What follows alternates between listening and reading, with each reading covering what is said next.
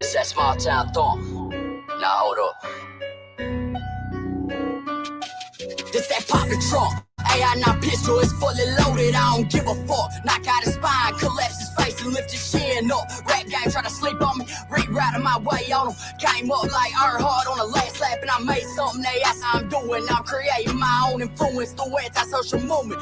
I'm a crazy motherfucker, they hate me but undercover with it. Probably cause I'm too official, 20 years old, I make the game jump like no addition. All that talking, fuck all that bitching, I'ma take it from 'em. Keep on pushing, you never look back, you'll make it, homie. Said I wouldn't be shit, I gon' have to stand on it. Put your right hand on it. Man, fuck these lame ass rappers that fuck your lame ass list. I'ma pop my shit, matter of fact I talk my shit. I get paid to do it. Another album, another year that I stood up for something real. Ain't no bitch in me. Solid from the shoulder, stood over with the way I feel. You think you gon' try it? I'm reckless and don't advise it. Told me give it up and quit, but I just missed it and went silent. Came back pissed off and violent. I don't take nothing lightly, motherfucker. I ain't waiting on them. All that talking, fuck all that bitching, I'ma take it from them. Keep on pushing, you never look back, you'll make it, homie. Said I wouldn't be shit, I gon' have to stand on it. Put your right hand on it. I seen them switch sides, dick ride, just to feel relevant. You can tell by my development. I don't need them, I don't give a shit. Middle fingers up 2 times, that's for them hating bitches. Attitude stuck on rewind, that's for my social image. Counted out, left for dead. I was supposed to be here again, conquered all of my fears. Yeah, only reason I'm here. My dedication, my will and drive, just to make shit clear. These motherfuckers ain't like me, they drama fed and they ill, bitch. I ain't waiting on them. All that talking, fuck all that bitching, I'ma take it from them. Keep on pushing, you never look back, you'll make it, homie. Said I wouldn't be shit, I gon' have to stand on it. Put your right hand on it. I ain't waiting on them. All that talking, fuck all that bitching, I'ma take it from them. Keep on pushing, you never look back, you'll make it, homie. Said I wouldn't be shit, I gon' have to stand on it. Put your right hand on it. Real trench shit, dog. Put your right hand on it. But make sure you stand on that shit. We coming back with a bang. I was raised to stand my ground, and I refuse to let these motherfuckers run over me. K-Squad, motherfucker. K-Squad, yes, sir. Bitch. That younger boy pissed off with an attitude. I love it. I fucking love it. What's up? What's going on there, little me? Hillbilly, Jack Rabbit, Sweeten. Allie, how you doing, baby? Cass, what are y'all doing? I'm just chilling. Hey, British Bulldog. Yeah, Bubba does go hard, Wills. What's up, Shotty? You feel like coming up? If you do, I will send you the fucking link. What's up, Copper Top? That's my dog right there. Something tell me and Copper Top a lot alike, man. I'll be watching Copper Top on Instagram. Hey, mama. What's up, Johnny Johnson? Shotty, if you want the link, I'll send it to you, bro. Oh, okay. All right, bet. I know I hadn't seen you around in a while. Oh, mama, how everything going? Y'all doing all right?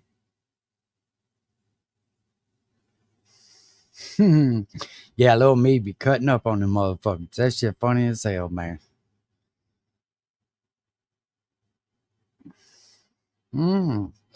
Hell yeah. I done some crackhead shit today. I scrapped a car, cut some catalytic converters off, put an air conditioner in.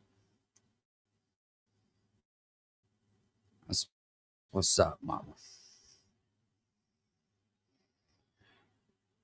I hate that for you, sweetheart. I really do.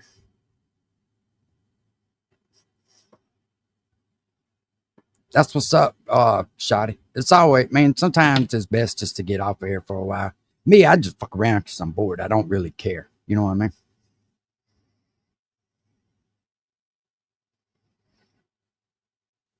Oh, yeah, Copper Top. Hell yeah. Ain't nothing like being out there. See, when, that's what I was fixing to say. Yeah, I done some crackhead shit today for sure, little me. But, Copper Top, that, when I see you out there fishing, that's like, I understand it. You know what I'm saying? I get it. That's when you find peace on the water. Ain't nothing no better than that, man. And ain't nobody pulling up out there to try to borrow $20 or bum a cigarette or whatever. They come out there, they come in, it's going to cost you some money because usually the motherfucker wearing green. Got a badge. And he got his little goddamn ruler in his hand. Talking about, you catch anything? Or how's it going? It was going fine till you pulled up, motherfucker. And what the fuck you want? Now I got to dig all this shit out of my boat. Hey, but thankfully they changed that shit down here. Bruh, do they even got a fucking plane big enough to take you up skydiving, shotty? I mean, what the fuck? I didn't know they used 747s for fucking jump planes, but I mean, they might. They might. That's what's up, hillbilly. Yeah, nah. Mama said this shit got to go around here. I got junk cars everywhere.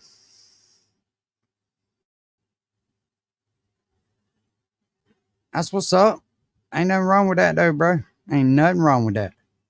Me, I'm not picking up shit unless I'm getting paid for it. That's just me. If I got to move something heavy, I want to get paid for that motherfucker. You know what I mean? In a month or two, you'll make the weight limit. Hey, I seen a picture of Shotty. It took up my whole goddamn computer screen. I was like, damn, son, your head big. That's all right, though. Them big heads got a lot of brains, right? Now, it wasn't to feed the family. She just wanting that shit out of here. She don't like it when I do that shit. But I'm going to tell you, hey, I saved that shit for like when hard times come, man.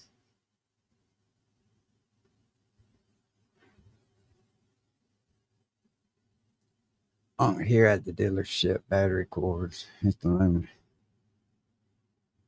Oh yeah, nah, for sure, John Johnson. Yeah, man. Hey, some of them converters pay good money, but you here now you got to have either a dealer's license or own some type of business. Them crackheads don't fuck shit up around here as far as like dealing with them converters and shit. They about ain't hardly worth dealing with. But I usually try to take 10 or 15 of them in at a time. That way it actually pays for something. Like I'm fixing to get anybody know anything about the mini splits? The mini split air conditioners? I'm fixing to try that shit. Because we've always used just those big 220 air well, you know then. Yeah, you know then in Fort Myers, you in Florida. We just always use those big 220 air conditioners. And it seems like about every 4 years them fuckers go out, man. And they ride around $1,000. And damn, I hate to spend $250 a year on a fucking air conditioner. There gotta be a better way. I bet you there's probably shit, since I live here, there are probably 7, 8 air conditioners out there. But I always buy the ones with heat on them. You know what I mean? Ain't no point in just buying just the air conditioner.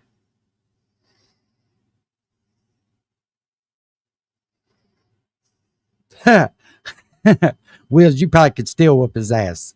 Oh shit.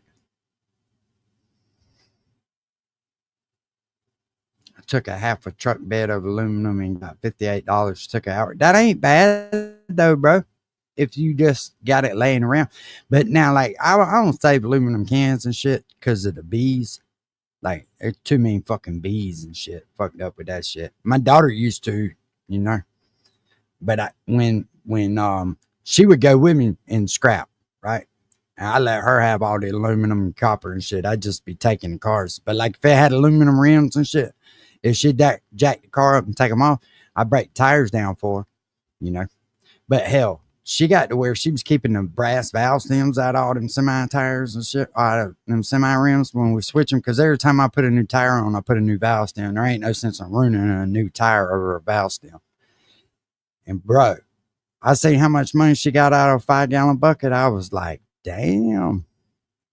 And it didn't take her very long to get it around the shop either. But she was picking everybody's shit up though. She had everybody just throwing it in a 5-gallon bucket. She had everybody trained by the end of it. That's what's up, Copper Top.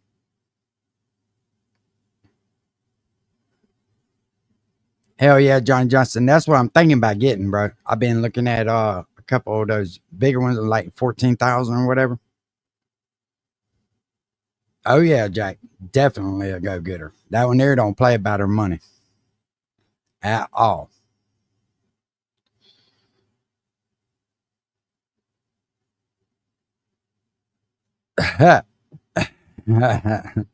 Oh shit. Hey, how many of y'all believe in the Matrix? Just random ass question. Do you believe that we live in a fucking Matrix?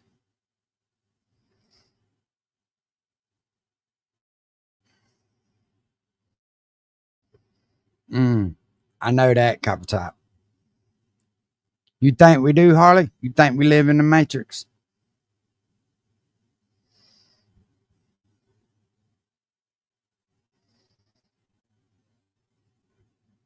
Yeah, I don't think so either, Pale Horse.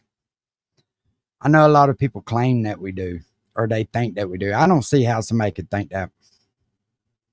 Oh, he's stuck on fucking stupid for sure, Shotty. He loves you too, though. I know. I noticed. I noticed that. I think he loves you more than he loves me.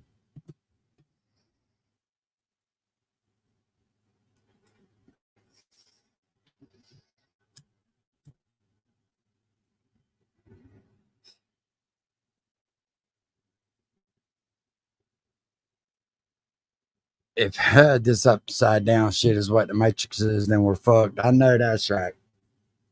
I'm waiting for the economy to bust loose. It can't keep being like this. Mm. Now I always kind of wondered, like, now I believe that your soul moves on when you die from some, you know what I mean? Because I mean, let's face it. Anytime you ever see anybody that you know that passed away, the moment they pass away, they don't even look like the same person anymore. It's like something's just left them.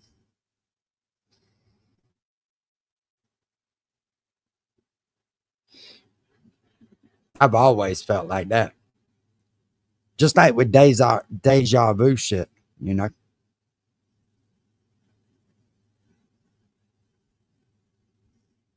I believe that you come back.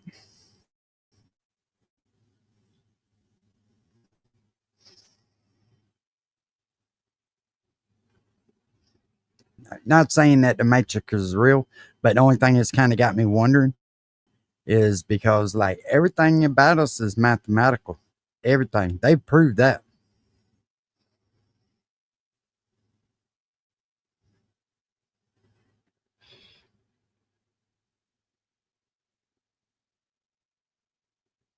Yeah, no, it's fixing to bust loose. We people are fixing if you work and running shit, it can't keep going slow like this. Reincarnated. Well, the Bible says you got everlasting life. Not that I'm like the authority on the Bible for sure. Pale horse, I have too, bro.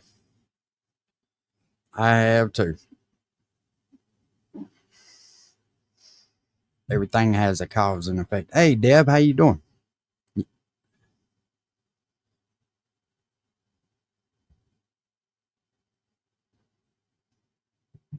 Well, I don't know if I'm right. I just feel that way. Aha. Johnson, I start smoking that icky sticky, boy. I get retarded. Unk just fucking be freezing up. But it's hard for me to multitask anyway, man. I focus on one thing and I fucking do it until I ain't there no more. We are energy. We do not die. We just move on. And see, Hillbilly, I can agree with that, bro. I can agree with that. Because, like I say, when you die, it's like the person don't even look the same anymore. It's like everything's sucked out of them.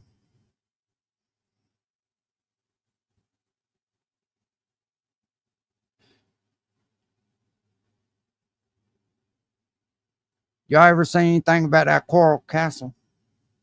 I know I've talked about it before. I want to go there and see that place in person just because I'm curious. That man was on a mission. I'm going to see here, see if I can find him.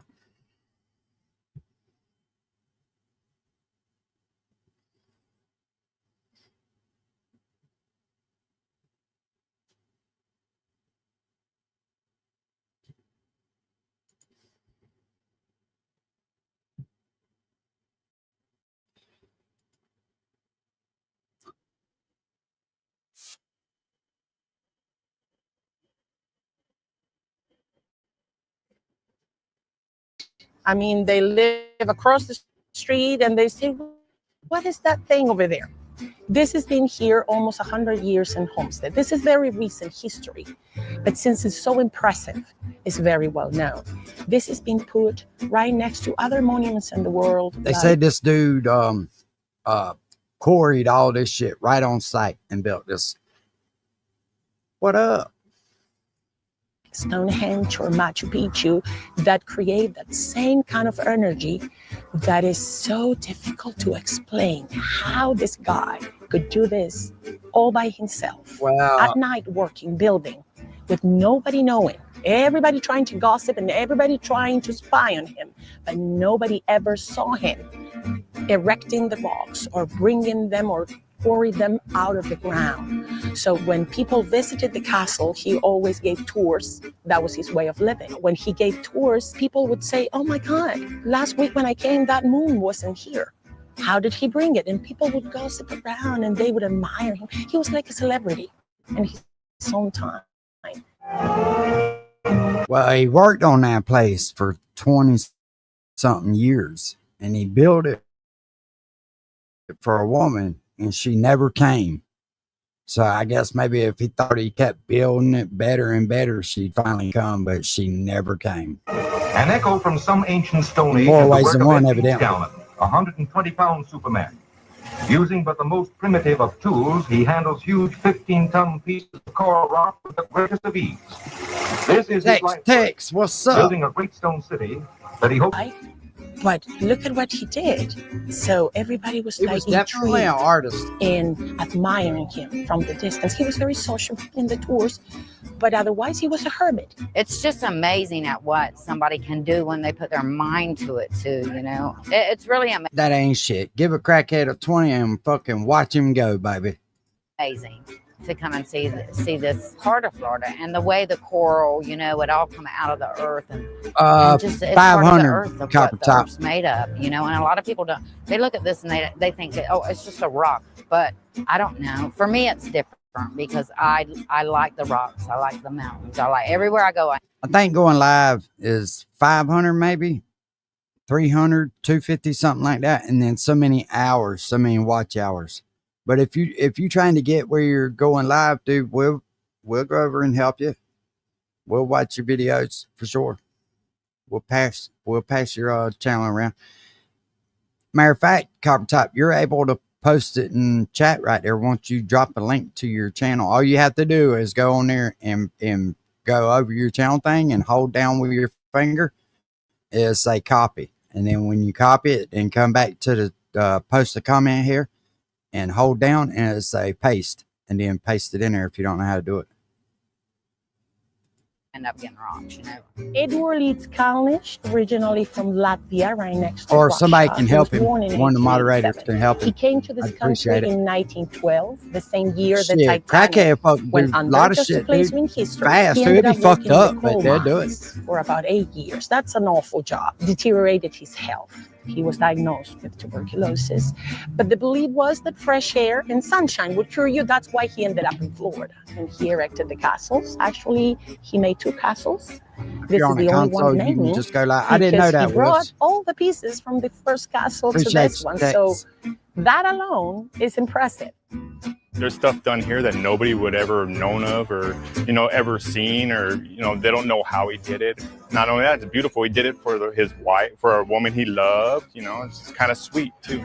Well, Edward in his tours tells us the story of this woman that he loved. Her name was Agnes Coffs. She left him heartbroken. So he came to this country, and years later, he got enough money to erect a first castle in her honor. Tried to lure her here with the castle, but she never came. And her last letter, he says the story in the tours, that she was engaged to someone else. But behind that is the whole incredible and very impressive history of the castle.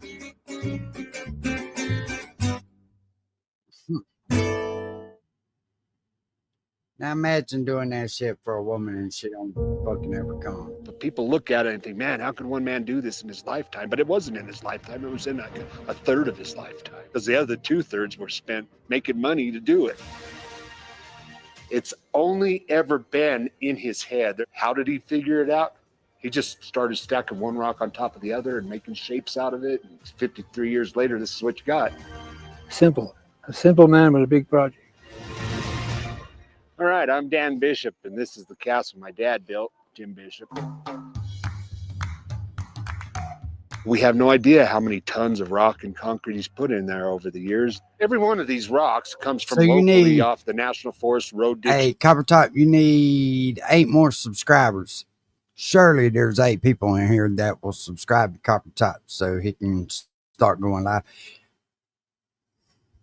135. Yeah, he was. Creek beds. Appreciate that. The crane Thank in you. the background of the shot right here. I bought that for $500 out of a junkyard, and I've been using the crane. The way my dad did it was with a pickup truck, a cable, a couple of block and tackle pulleys, and a basket. And he'd haul the rock in, throw it on the dirt, and he'd put it on the basket. Then he would hook the truck up to the cable, back the truck up, pull the basket up. Then he would get up and he'd take it by hand off of the basket and stack it in spot. Use it up. That's crazy, but that place is beautiful. Do it all over again. People are like, you must have had some machinery to do this. Nope, just that old beat up truck. Oh, international. That's what it looked like. So over the last couple of years, my dad's health has declined. His Parkinson's has made it hard for him to do anything, and I'm pretty much in charge up here now. I've taken over. Do you remember what year you started? 1969. Same year as Men on the Moon in Woodstock. He started me in 73, so he started castle building before he started human building. And it's been a part of my life for all of my life. Ain't that crazy? Wheels only 5% been discovered. On top of the rocks he was building. That's the very beginning of the castle right here. In June of 1969, he started building a rock cottage. And this was the first room of it. This water tank standing in the corner back here, he decided to stand that up and then build a staircase around it and make it a 2-story cottage. And with the combination of the arched windows and the round tower, people that drove by said it looked like a castle. After 4 years of building this part right here in 73, my dad started digging another hole out front. And my grandpa asked him, "What are you building, Jim? What are you doing now?" He goes, "People want a castle. I'm going to build them a castle." And my grandpa says, "That's it. I'm done." And so since 1973, it's been entirely a one-man project because my grandpa didn't want to have anything to do with building a castle. He said, "Down, we trying to come to the mountains to get away from people." My dad is a bit of an egotist, and there came a point where he decided he had done so much of this by himself that he wanted credit for it being a one-man project. And so at very young age, I wasn't allowed to help because if people saw me helping, it made a liar out of it. So here we are on the second level of the castle. This little arched room right here. I haven't watched it. Museum. I haven't watched it. Now I watched. Artifacts. I think that's the one that Slayback sent last night, and I started to watch it, but it was like a repeat of in plain sight. But I'm definitely gonna watch it. That's some scary stuff, ain't it? When you really start thinking about it, the government doing shit like that. I mean, nobody wants to believe that they would do that, but I mean, you're talking about people in power. They ain't gonna give up their power. And if somebody got something on somebody, or they got a way to make millions, yeah, they don't. That's all they give a shit about. Sold antique stuff like that old Ringer washing machine that's been sitting in here. My mom used to do laundry up here with that when I was a kid, but nobody ever lived in it. It never got to a point where you could heat it. So it started out as one room, and the more it grew in his head, and then he would get an idea to add this to it, and how am I going to add this to it? It got up to a point where he was afraid that the walls might fall out. So when it got to a certain height, he decided to put the flying buttresses on that would keep it from falling outwards. This buttress down here with the steps on it, this was the very first of the flying buttresses. And one of the things that a lot of people don't know is the castle is all dug into bedrock. It's sitting right on solid rock. And that buttress right there goes 15 feet into the ground. So there's a whole part of the castle that you don't see that's underground. That's crazy. That is fucking wild, man. Hey, and that's how a lot of those other monuments got built, bro. It was, Jay. I started out with that, and then it just went to this after that one was done. Each one of those sheets he bent from a flat piece and put them on himself. These were a form that he built, and during the winter months he would pour these, haul them up with the cable, and set them in place. The only part of the castle you'll find that my dad didn't build, he installed the stained glass, but most of the stained glass is built by a couple various artists. This ironwork right here is kind of unique to the structure as well. My dad dropped out of high school when he was 15 to do the ironwork in Pueblo. And so the castle's got all kinds of this ornamental iron.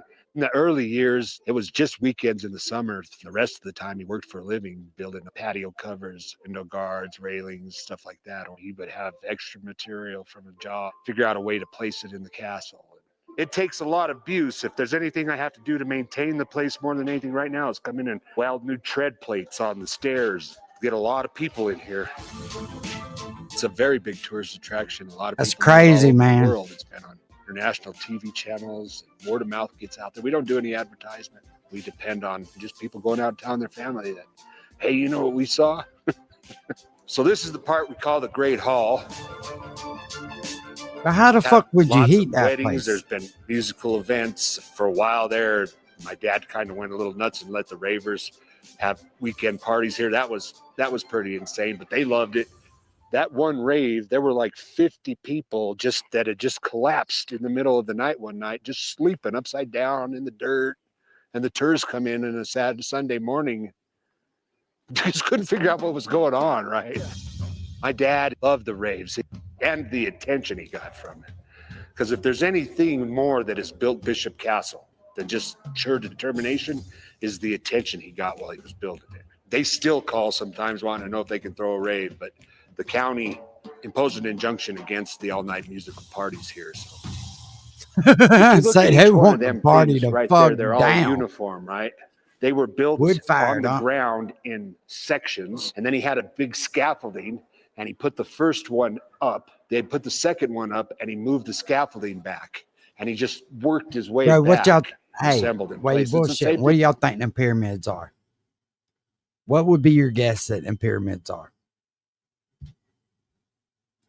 With the dragon on the front. It took him 6 months to build the dragon, and then it was brought up and hoisted up with a pulley and welded in place. Well, that was to get the attention of the news media. They were ignoring me all they could locally. And when I put that dragon up there, they quit ignoring me. It's actually built out of discarded stainless steel warmer trays from the hospital. And he took each warmer tray and cut it into 8 D-shaped scales, and then pop riveted each one to the metal frame. There was something like 12,000 hand-driven pop rivets in the dragon alone to create that. These balconies are an add-on idea. What made him decide to put the balconies on here, I'm not really sure. You would think that he's been stacking Very rock. well could be. He'd done enough, but one day he decided to build a 6-foot wide balcony hanging off the side of the castle out of iron. It could be to show the seasons too, bro. You know what I mean? Because they all are on a geological line, ain't they? That and a few other monuments. And there's no real rhyme or reason to where it came from. The idea here is to have an elevator that'll service the 3 stories. It's got a Jeep winch in it right now. If I put a little work into it, I could get it to where it go up and down, but it's by no means meets any safety standards, and I wouldn't want anybody on it, right? This square tower that comes up, it's 160 foot from the ground to the top of the spire up there. There was a time where he was hauling 3 tons of rock every 2 days and installing it in that summer. And that tower went like 60 feet in one summer. It's just insane the way he would wake up with the sun and get in that truck right there and go out and load it plumb full of rock. He would put the rocks on the platform, get in the truck, and back the truck up. The reason why that tower is that tall is because he couldn't back up any further without driving off the cliff. As it is with everything right now, the biggest expense to build a castle was the fuel money it took to get the cement here. We're poor people. We've always been poor people. My mom did things on a shoestring budget. I'd be surprised if all together you had 200,000 into material over the years, because the rock is free. Where'd you got all the stones? Cleaning out along the bridges, public land. He went and stole all the Now the stone. government tried to stop him from getting it for free. So for a while there, he was paying 15 cents a ton to get a permit from the National Forest. And then they finally just give up on that after a while. And he hasn't bought a permit in a long time. My dad doesn't like to do anything that doesn't make sense. And there's too many rules on the books that make no sense.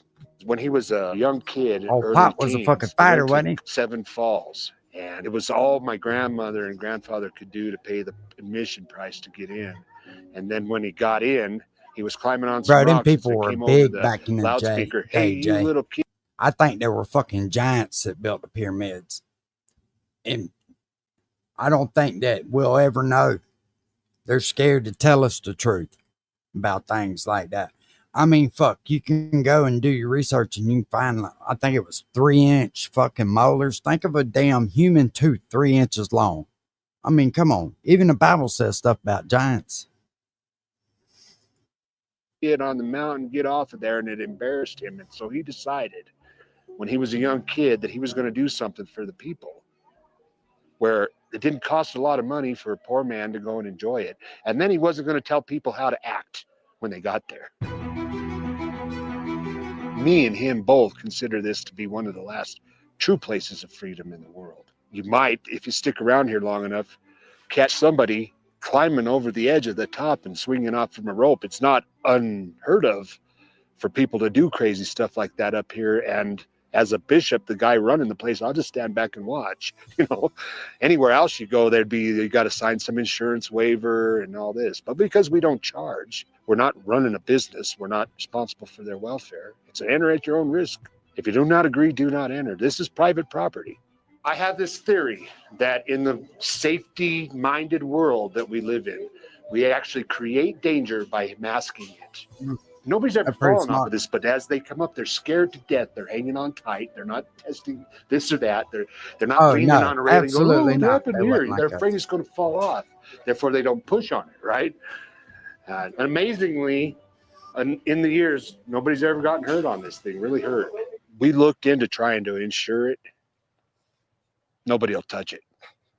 So we'll head on up these stairs that he built. I don't remember what year he built the stairs in here, but they didn't exist for a long time. You could see where he drives the pin into the rock. Then he would lay the step in, weld the pin to the step, and just worked his way up one step at a time. That's pimp as shit. This little bridge over here is pretty neat. This is one of those ideas that you would be like, why is this here? Well, he decided when he got this tower here and he got that chimney tower over here, wouldn't it be cool if I built a walkway that went across from one tower to the other? So there was a time when he was actually out here building with nothing over here. So he was hanging in the air on the steel that he was building. This is an example of how he got the material up here. He would hang a pulley off of that point, drop the cable down, build up to the pulley, and then he would weld more iron scrap up and hang the pulley another 10 foot high and build up to it again. That's crazy. So the idea of this metal structure right here, it's a geodesic dome. His idea was to put one-way mirrors you could see out, and at night, the moonlight, as it spun, because it's built on a track and it'll go around in circles, would be like a big disco ball.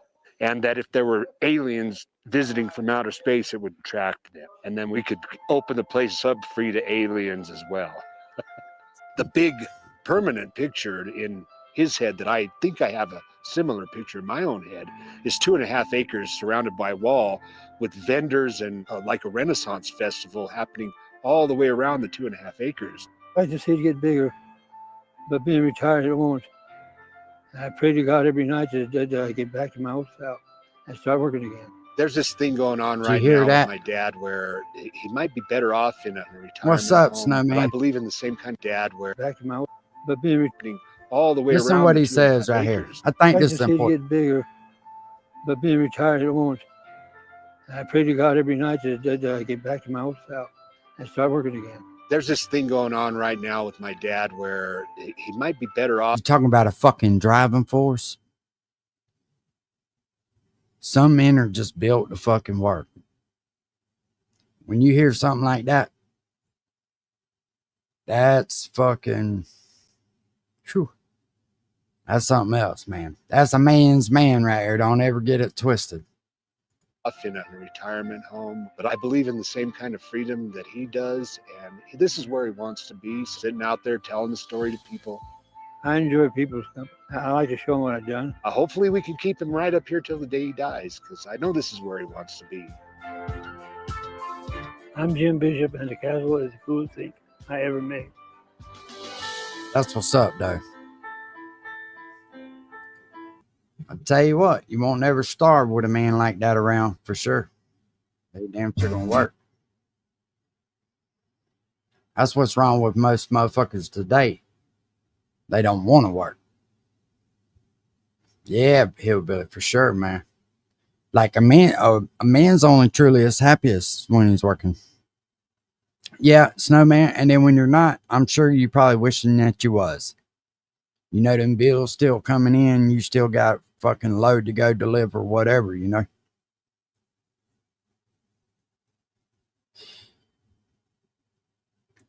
Generations these days are fucked, dude.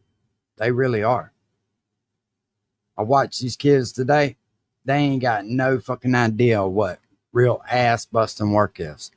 And then they fucking cry when all these goddamn foreigners come in over here and take the jobs and shit. And they're stuck working at fucking McDonald's or fucking something like that. And it's like, bro, you got to get out there. Yeah, way too fucking soft. Way too soft.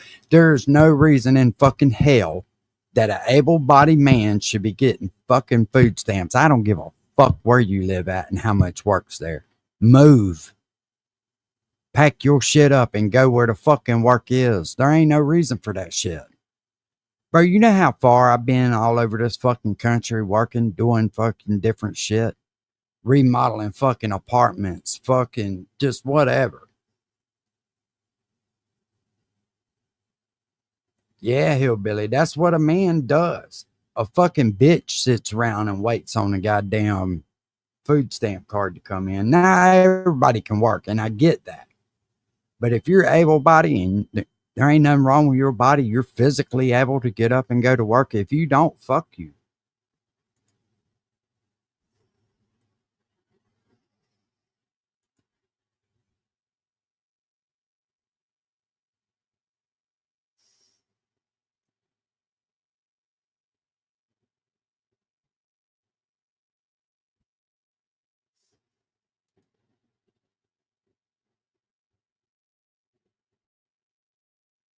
We'll see if we can't play a video that gets us blocked again. Last one I played, they fucking blocked me. I had to go and erase it out of there. Oh, that's got some bullshit in it. I don't know. I enjoy educational videos, though.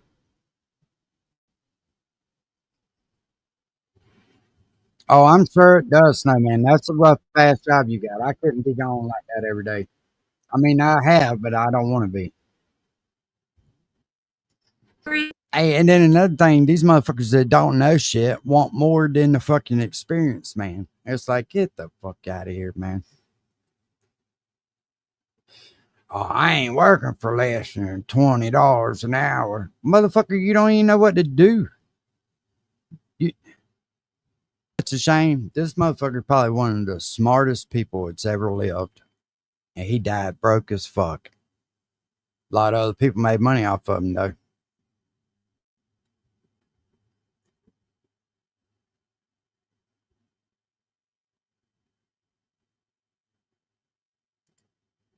At Princeton University lives New Jersey's most famous foreign-born citizen, Professor Albert Einstein, who helped discover the atom bomb.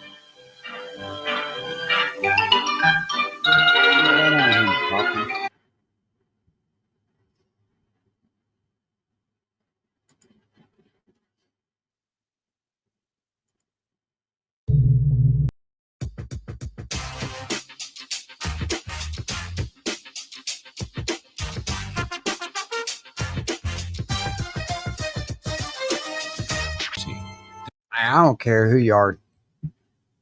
That to me is pretty. Even though it's light pollution and shit, that still looks badass. The mysterious force that attracts stars and planets to each other. For 250 years before my theory, gravity was the realm of the great science. Looking for like fucking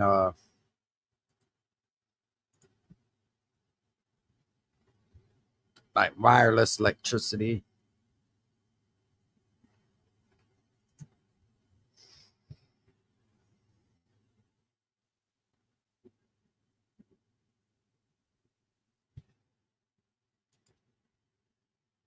I know they did a thing on it where Nikola Tesla, he's the one that did the wireless electricity, wasn't he?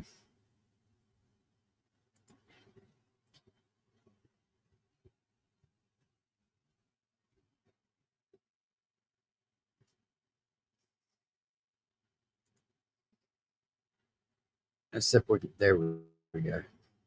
But see, that's all fucking shorts. Ain't nobody wanting to watch no damn shorts.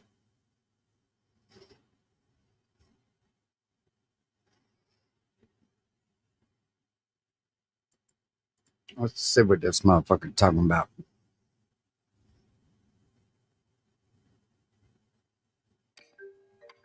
Nikola Tesla believed that he could harness the energy from inside the Earth and transmit that power wirelessly around the world.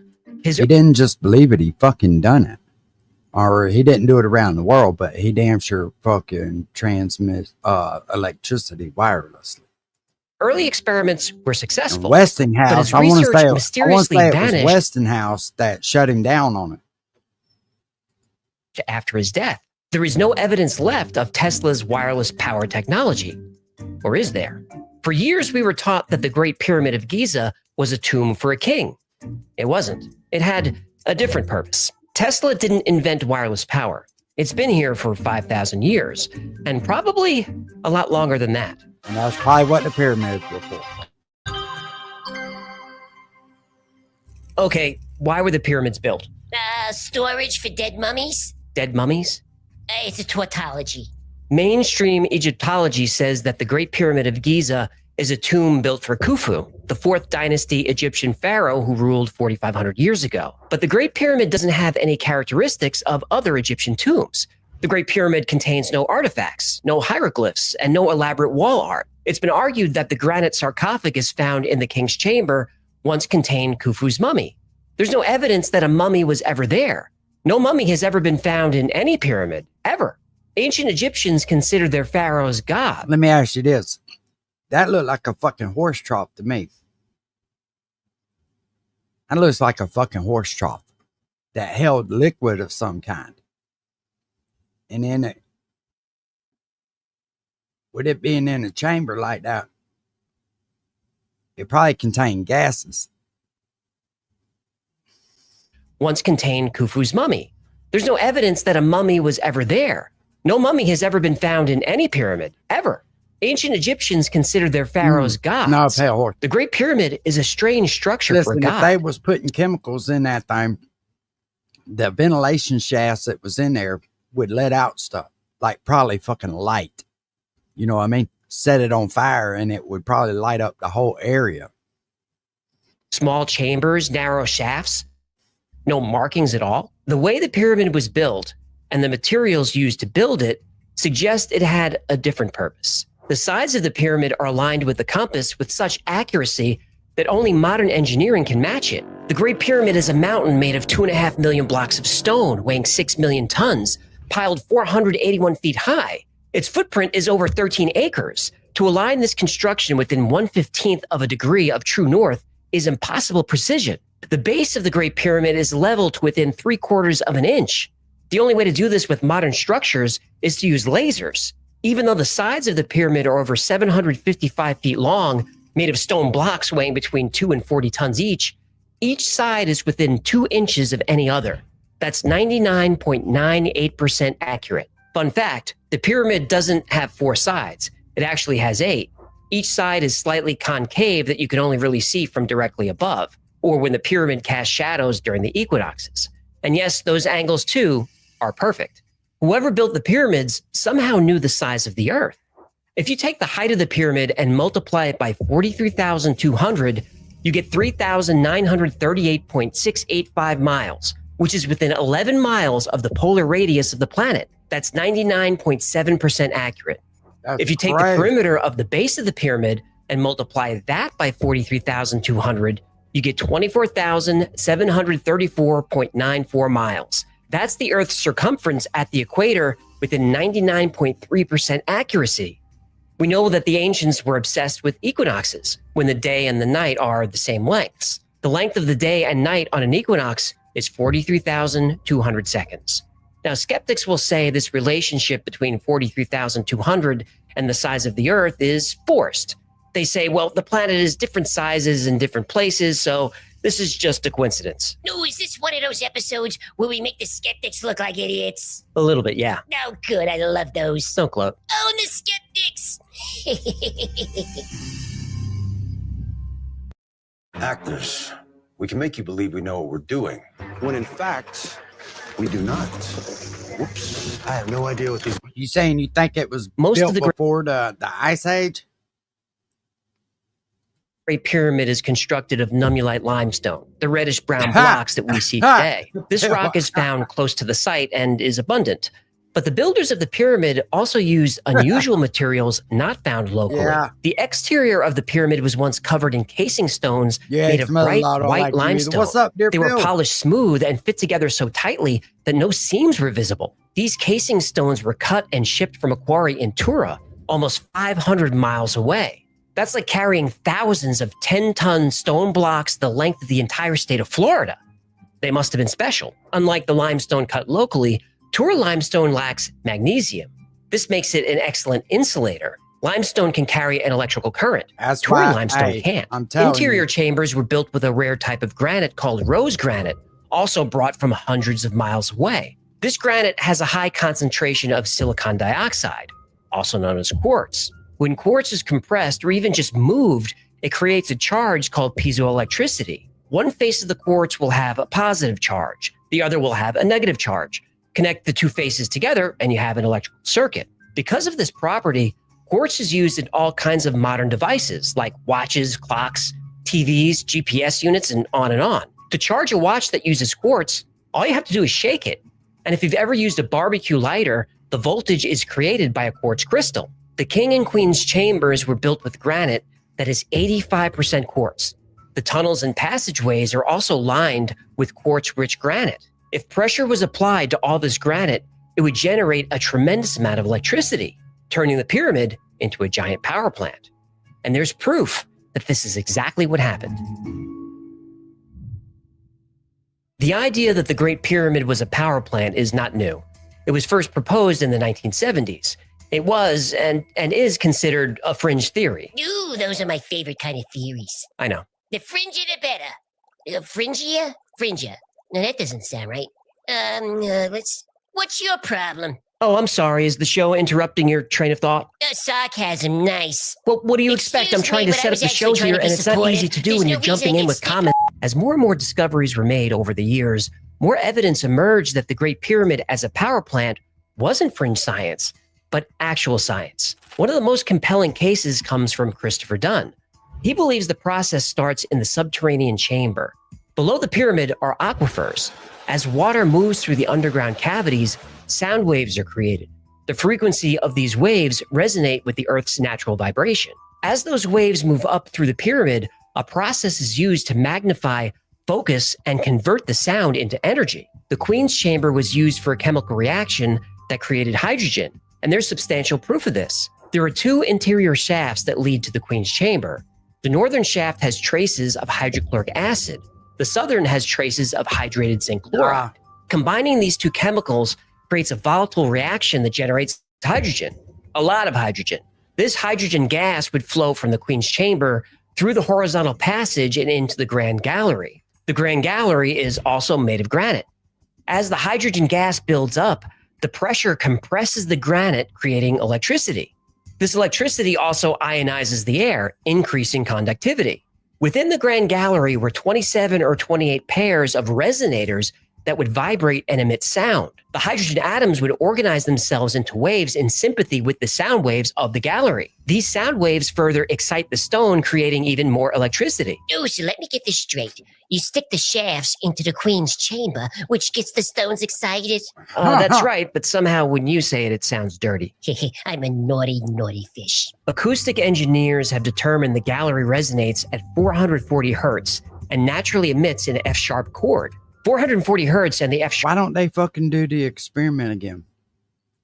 What's up doing, Walmart? Why don't they fucking just do it? Just mix the fucking gases in there and see what happens. Sharp chord have been connected to a lot of woo-woo ideas, but there's a reason for that. It's considered a sound that resonates in harmony with the earth. The builders of the pyramid knew this. Longtime Mac users will recognize this sacred chord. At the top of the gallery is a small shaft leading to the king's chamber. The opening is 8.4 by 4.8 inches. This is the perfect size for hydrogen microwaves to pass into the king's chamber, which also resonates at 440 hertz and F-sharp. Above the king's chamber are 5 layers of granite beams, stacked and separated by air gaps. This is called the relieving chamber because it was believed that this interior structure relieved the weight of the pyramid. That's not what it does. The beams are smooth on 3 sides, but rough cut on the top. Christopher Dunn believes the reason for the rough cut is this is how the beams were tuned.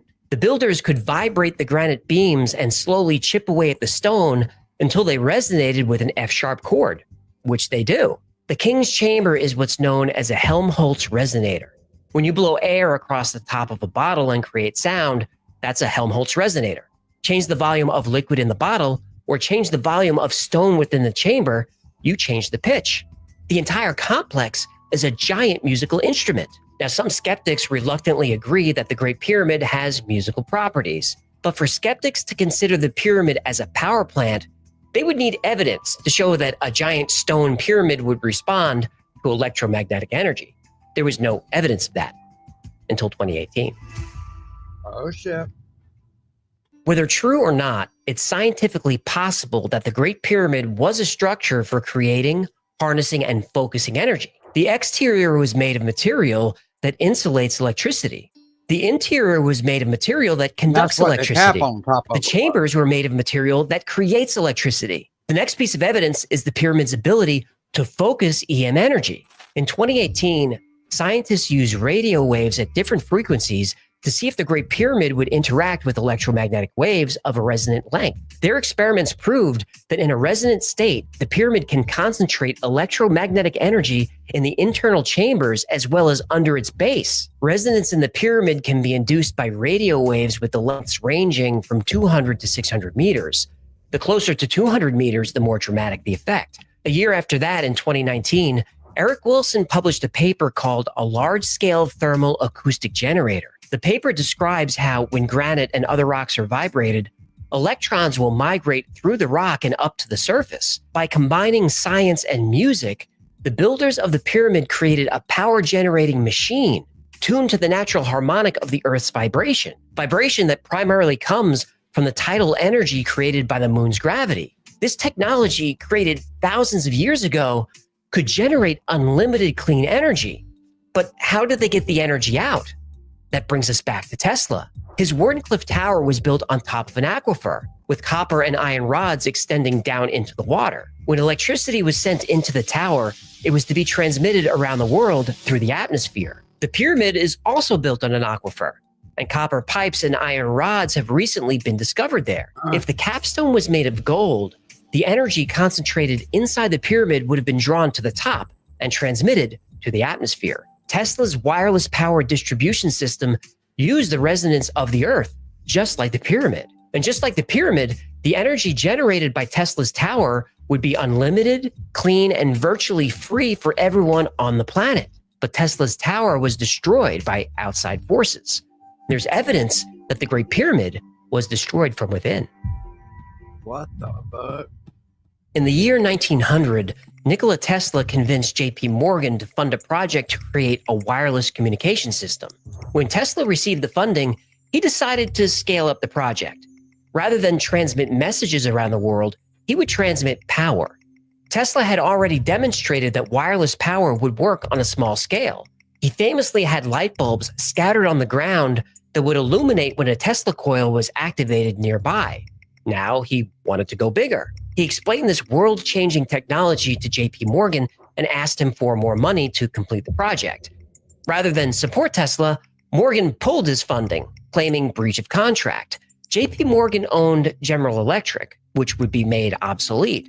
He owned AT&T, which would also become obsolete. JP Morgan owned copper mines all over the world, and his factories generated miles of copper wire. JP Morgan owned rubber farms and factories that created insulation for wire. He owned steel companies and factories that built power generators. He owned timber mills that created telegraph and electricity poles. He owned coal mines that fueled existing power plants, and he owned 24 railroads that transported all these resources around the country. None of this would be necessary if Tesla created free, unlimited wireless power. For several years, Tesla wrote JP Morgan almost every month, begging him to reconsider. He wouldn't. Instead, JP Morgan chose to finance Tesla's competitors, Edison and Marconi, who were improving on and getting rich from Tesla's inventions. And not only did JP Morgan refuse any further investment, but he also put out word to everyone in the wealthy investor class that Tesla should be avoided. He was essentially blacklisted. By 1915, Tesla had accumulated so much debt that the bank foreclosed on the Wardenclyffe property. The tower was demolished in 1917 and sold for scrap. The project was never completed. Tesla was a genius, but he was at a disadvantage.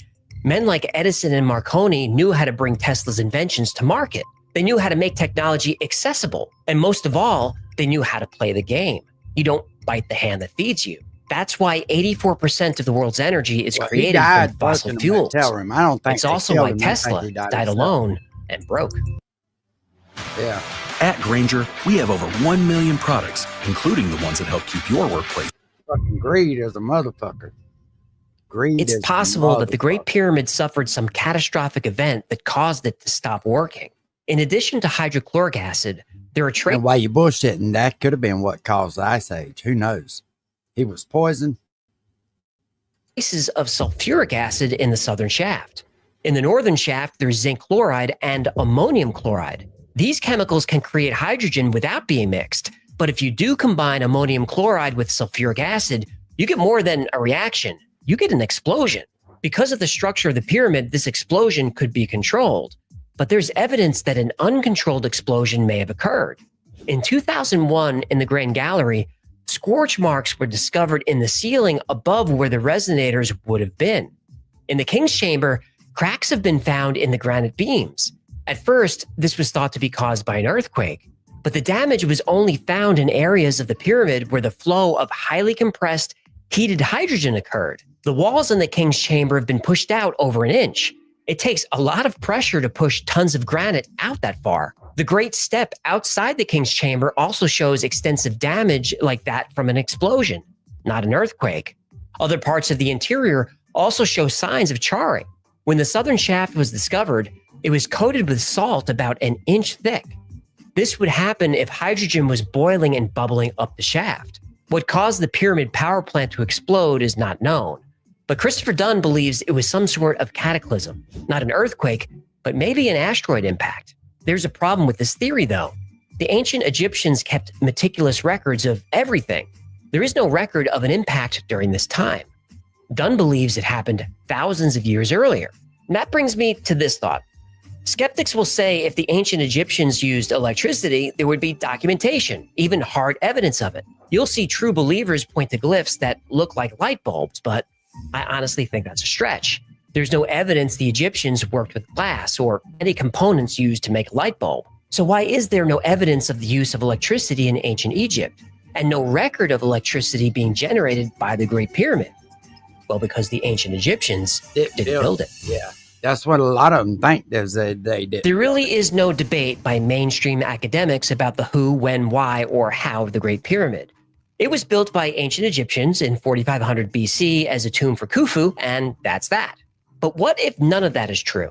What if the ancient Egyptians didn't build the pyramid, but found it? And when they found it, it had been dormant for years, maybe thousands of years. Graham Hancock is a proponent of the Orion constellation theory. This says the Great Pyramid Complex is almost a perfect match for the stars in the Orion constellation. But they don't line up to where Orion is today. They line up with where Orion was in the sky 13,500 years ago. We've discussed how the builders were obsessed with equinoxes. The Sphinx faces due east, and on the vernal equinox, the constellation that rose due east 13,500 years ago was Leo. Now, I'll concede the astronomical evidence could be a coincidence, but there is hard evidence that these structures are older than originally thought. You can't carbon date limestone, but there are clues that the pyramid and the Sphinx have been there for a long, long time. Robert Schoch from Boston University believes the Sphinx and Giza complex is about 13,500 years old. Giza has been an extremely dry climate since the time of the pharaohs, but the Sphinx shows signs not only of wind and sand erosion, but also extreme water erosion. The erosion patterns around the base of the Sphinx could only occur if huge volumes of water are washing over the plateau at violent speeds. There's evidence this happened at the end of the Younger Dryas, which marked the end of the last ice age in 9700 BC. Glaciers were thought to have melted rapidly. Within a few centuries, sea levels rose 500 feet. This is fast in geologic time. Yeah. But as more evidence was gathered, Unless they melting were appeared to giants, happen bro. in a matter of decades. This would cause dramatic changes in the Earth's climate. But when recent ice core samples were studied, things got even more dramatic. There's evidence that the last ice age didn't end over centuries or decades, but ended in one single day.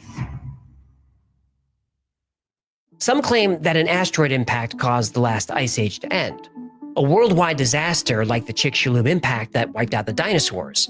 That's not what happened. An impact You need to causes go do cooling. your research, Recent dear studies Phil. show that there was a major solar event that happened around 9700 They're actually BC, growing. basically the mother of all CMEs.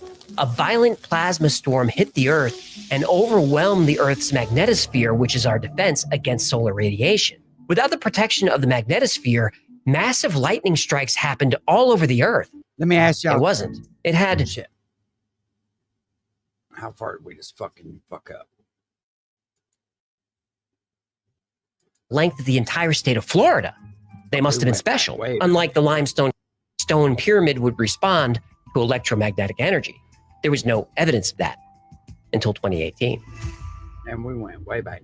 With sulfuric acid, you get more than a reaction. You get an explosion. Because of the structure with salt about the base of the Sphinx, there's evidence in over 120 countries. Hey, and let me say this, right? like, and I've said this before, and this is just what I think, and I don't know why I think this, but like with Aztec Indians that just disappeared off the face of the earth. If they had some kind of storm like that where electrical shit was fucking, that stupid squirrel in his acorn. If they had like some event where everything was supercharged up and electric damn current was flowing everywhere, it would burn things up, right? And there was people that were found fucking melted close together, burned up. It would make sense. I mean, we all know what happens when you get struck by electricity, by lightning, right? It fucking fries you. Not a lot of people survive that with all them volts running through you. Of rock melted and turned to glass during this event. This is called vitrification. There's evidence of vitrification in moon rocks. We know for a fact large mammals like saber-toothed tigers and woolly mammoths were wiped out at this time. They didn't slowly go extinct. They instantly went extinct. During the 4 or 5 days of this event, the Earth was also awash in lethal radiation. Anybody got anything Only to add? animals I'll that drop can the go link. underground survived. Most of the human race died during this event. 10 times Only hotter humans than living the near sun. caves were able to find shelter and survive. If glaciers, which covered 30% of the Earth's surface, melted in a day or two, think of the speed, volume, and pressure of water that would rush across the Earth's surface. Yeah. This water would act like a power washer on stone constructions like the Sphinx and pyramids. Meanwhile, a sky full of plasma and lightning and radiation. That's the fucking great floods they're talking about in the Bible. What's up, Tex? That's the great flood. That's the great floods they talking about in the Bible, bro. Would have severely damaged the Great Pyramid if it was using a volatile chemical reaction to create power. Every culture has a flood myth that served as a reset of civilization. All those stories seem to point to a cataclysm at the end of the Younger Dryas.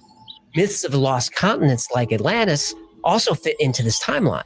Now, I'm not claiming anything I've said today is what happened, but I am saying there's evidence that it was possible that an advanced civilization existed thousands of years ago. Hey, and I've always said that, bro. Look how far we've come in 100 years, 200 years. Civilization, there's just too much shit that just is mind-blowing to people, right, that they can't do today. It had to be somebody with some type of fucking education. Absolutely. Hell, Iran, which was Persia back then, they were well educated, bro. They still are. They were smart people over there. They're just ruled by a bunch of idiots. But I'm talking about way before that shit, dude. Way before anybody in our time frame. You know what I mean? I'm talking about before the Great Reset, like when the floods came.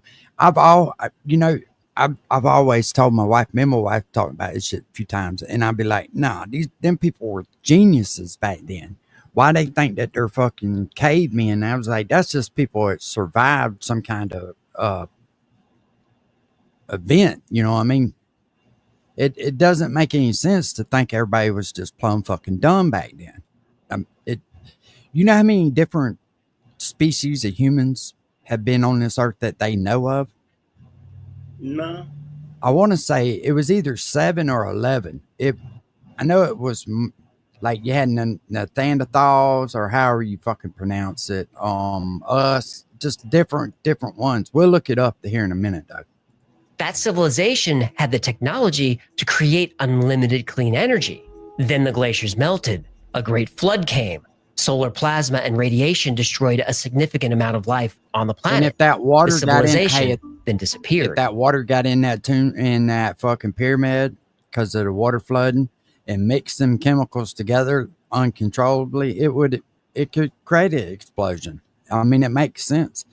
And that's why the fucking Sphinx has got all the water wear on it. It's because it flooded out there. Then thousands of years later, as the great Egyptian culture was forming, they would have utilized the pyramid not for power, but for ceremonial or religious purposes. They would have altered the Sphinx, carving away the original design and replacing it with a design of their own. Yeah. And we know this is what they did. Mainstream scientists are still not convinced, and that's okay. As time goes on and more secrets are revealed, sooner or later, we will learn the truth. And I suspect we'll learn that the pyramid power plant theory was right all along. That's fucking crazy, ain't it, bro? Yes, sir. But I mean, if you follow the timeline, what the fuck do you expect? You know what I mean? Everything's a guess. People don't know, but I mean, it makes sense. You know what I'm saying? Whoever built the pyramids created... Yeah, people make shit too difficult, don't they, bro? Jim was struck by lightning twice, not 3 times, when he was on the cross. I don't even know who that is, Nada. He was the guy who played Christ in The Passion. The movie The Passion. And he got struck by lightning? Absolutely, man. That was good. Well, he was on the cross, he got struck? Absolutely. That's God telling him to get his dumb ass down. No, I don't think so, dude. He's pretty much a super Christian, bro. Hey, it don't matter. I mean, well, when you're up there, how you gonna get down, bro? I mean, but you gonna strike his ass. Right. I mean, I've seen him talk about it. I'm just joking, bro. I'm just joking. Energy that wasn't harmful to the earth, but resonated in harmony with it. A suspicious person might wonder why, if this theory has been around for 50 years, nobody's tried to replicate it, even on a small scale. Unlimited clean energy for everyone on Earth sounds like a way for the entire human race to take a huge step forward. Think of the technological advances that could be made if electricity was free. Think of the political strife, economic instability, and the endless wars that could be avoided. But maybe what's happening now is what happened to Tesla 100 years ago. In Tesla's time, nobody was interested in creating technology that would make power free for everyone. Empires owned by JP Morgan, the Vanderbilts, and the Rockefellers would have been devastated. The Carnegies, the DuPonts, and the Mellons all would have... Mansion, dude. Now, back in the 1800s, what the fuck do they need with something like that, bro? Honestly. Early 1900s, late 1800s. What does one man need with that? Well, what? Okay, Will, I agree, but what does some one man need with that now? They don't. They fucking don't. I mean, you know, I don't. I'm not jealous of people who's got homes like that, but on the other hand, like, why? What? They got rooms they don't ever even see, bro. Yeah. Yeah.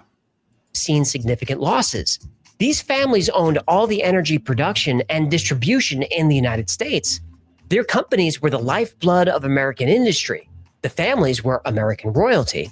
If Tesla was able to achieve his vision, not only would the wealth of these families be diminished, so would America's standing in the world as a great new industrial power. Tesla said he wanted to bring abundant electrical energy to remote, underdeveloped parts of the world, to foster closer communication between nations.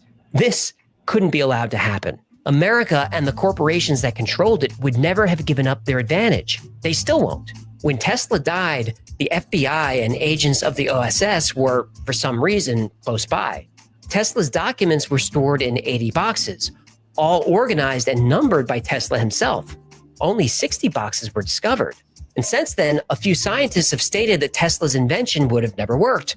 But that's what scientists said of most of his inventions.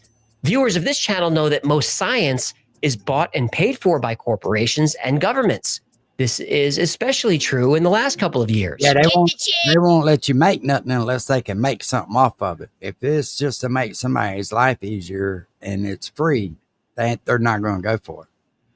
Jab. Right. Another jab, another. Yep. Whether those jabs work or not, you human pincushions are making people rich. Now we all There's have no doubt about that. tires. 80% of the products we use today can be traced back to Tesla.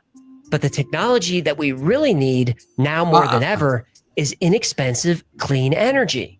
Sadly, that technology died with Tesla. Instead, the world went in the direction of coal and oil, and nations fought and continue to fight wars to control these limited resources. Oil, coal, and war may be terrible for the planet and the people who live on it, but they're great for business.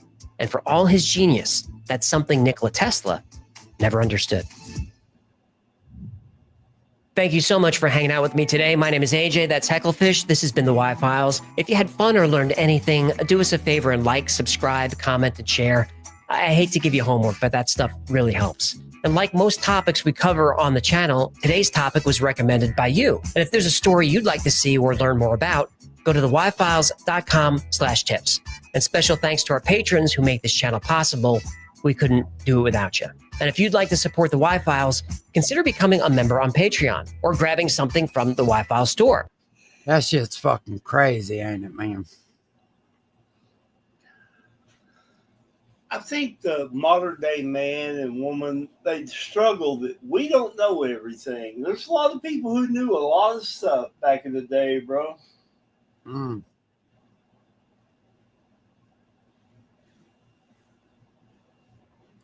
Let's see. Hey, let's see what he's talking about. Is this reality?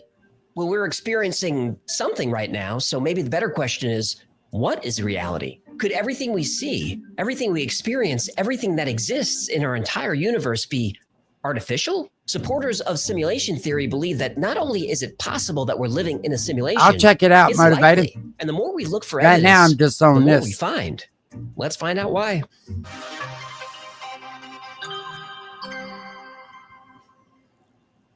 The idea of the universe being a simulation is not a new one. Theories exist in ancient cultures around the world. Modern simulation theory comes from Nick Bostrom, a philosopher at Oxford who wrote an influential paper on the subject in 2003. Assuming that living in a simulation is possible, Bostrom presents the simulation trilemma, which says one of the following must be true. 1, we destroy ourselves before we're able to create a simulation. 2, we're able to create a simulation but choose not to. Or 3, we are definitely in a simulation. Bostrom believes each of these is equally likely to be true. Now, I don't think that's controversial. We use computer models to study the human population, predict the weather, for entertainment. We simulate everything. And when a civilization can create a realistic simulation, the most obvious one to create is that of its own early existence. Bostrom calls this an ancestral simulation. And a civilization that can do this wouldn't just create one simulation, it would create many. And those simulated civilizations might create their own simulations of the universe, and on like Russian nesting dolls of reality. Now, you're a character in that world and you think you have free will. You say, I want to invent a computer. So you do. Hey, I want to create a world in my computer. And then that world creates a world in its computer. And then you have simulations all the way down.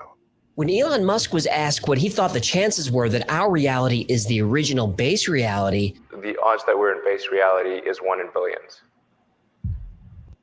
Imagine being able to build anything just by thinking about it. Meet Base 44. Neil deGrasse Tyson is a little more conservative. He thinks the odds that we are in base reality versus a simulated reality is 50-50. A 50-50 chance that everything we experience is artificial, that's still pretty high. And even though we mostly hear what scientists think about this, it's not scientific theory. Simulation theory... Hey, let me ask you this. Is that why you can speak shit into existence? If you believe it, it'll come? You think that's why that happens? Is because it's not real reality? Until you make it a reality? Not in my mind, Will, but who knows, bro? It's a thought, man, because that's what they say. They say you can speak shit into existence and you shouldn't put stuff in the universe. You know what I mean? You shouldn't speak bad on stuff. Well, I agree about the speaking bad on stuff, but hell, we all do it. I mean, the quantum computer is pretty wild. We'll have to check it out. We'll watch that one. No, it's not reasonable. It isn't math, it's philosophy. It isn't physics, it's metaphysics. So what we need is hard evidence that we live in a simulation. And to find proof, all you have to do is look.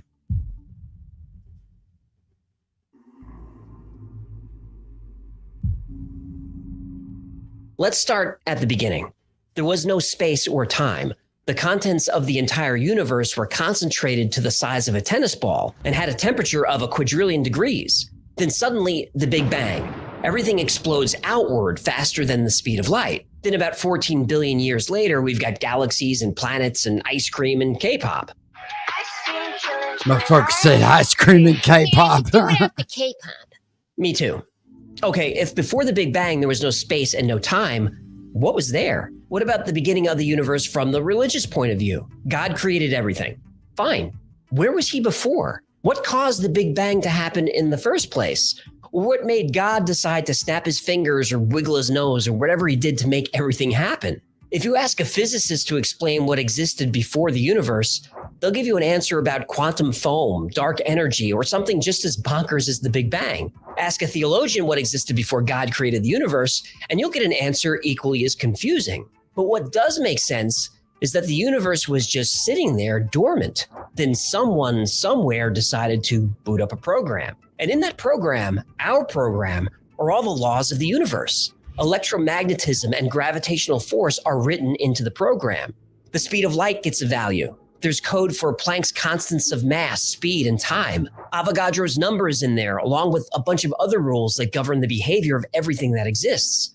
All part of our program. Even consciousness itself is part of our simulation. If you've never heard of simulation theory, then this might sound far-fetched.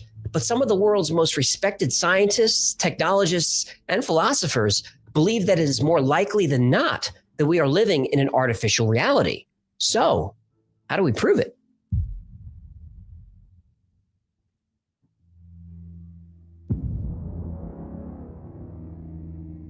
If we live in an artificial reality, it would make sense for there to be occasional glitches. Philip K. Dick is one of the most influential science fiction writers of all time. Movies based on his books include Blade Runner, Total Recall, Minority Report, The Adjustment Bureau, and plenty of others. He believed there are many universes, and sometimes those other realities bleed into ours. He claimed to have visions of this and even wrote stories like The Man in the High Castle based on these visions. That in fact, plural realities did exist, superimposed onto one another like so many film transparencies. One way other realities blend into ours could be the Mandela effect. The Mandela effect is when a large number of people have memories of events that don't match reality. This is called the Mandela effect because millions of people specifically remember Nelson Mandela died in prison. He didn't. People remember his wife walking beside his casket in a funeral procession that was on television for 2 hours that day. This never happened. Or the Berenstain Bears, which people insist were always called the Berenstein Bears. People remember the tycoon from Monopoly having a monocle that he never had. What was Darth Vader famous for saying? Luke, I am your father. Nope, he never said that. What? What about Stouffer's stovetop stuffing? Best part of Thanksgiving. No, it isn't, because there's no such product. Stovetop is made by Kraft. No. The evil queen from Snow White who looked into her mirror and said, Mirror, mirror on the wall. Nope. Magic mirror on the wall. I believe you can speak Who shit is into the existence, fairest one of all? My reality is shattered. People remember Febreze being spelled with 2 E's. People remember Jiffy peanut butter, but there's no such thing. And there are a lot more. A lot more. Personally, I don't have most of these false memories, but there are a few that get me. The Flintstones. There are 2 T's in the Flintstones. I remember just one. And what about the Fruit of the Loom logo? I could swear it looks like this, but it doesn't. This is the actual logo. No cornucopia. Corny what now? Basket. Then just say basket for crying out loud. And at the end of Moonraker, a terrible but excellent James Bond movie, I remember Jaws' girlfriend as having braces. I mean, I specifically remember it. She didn't have braces.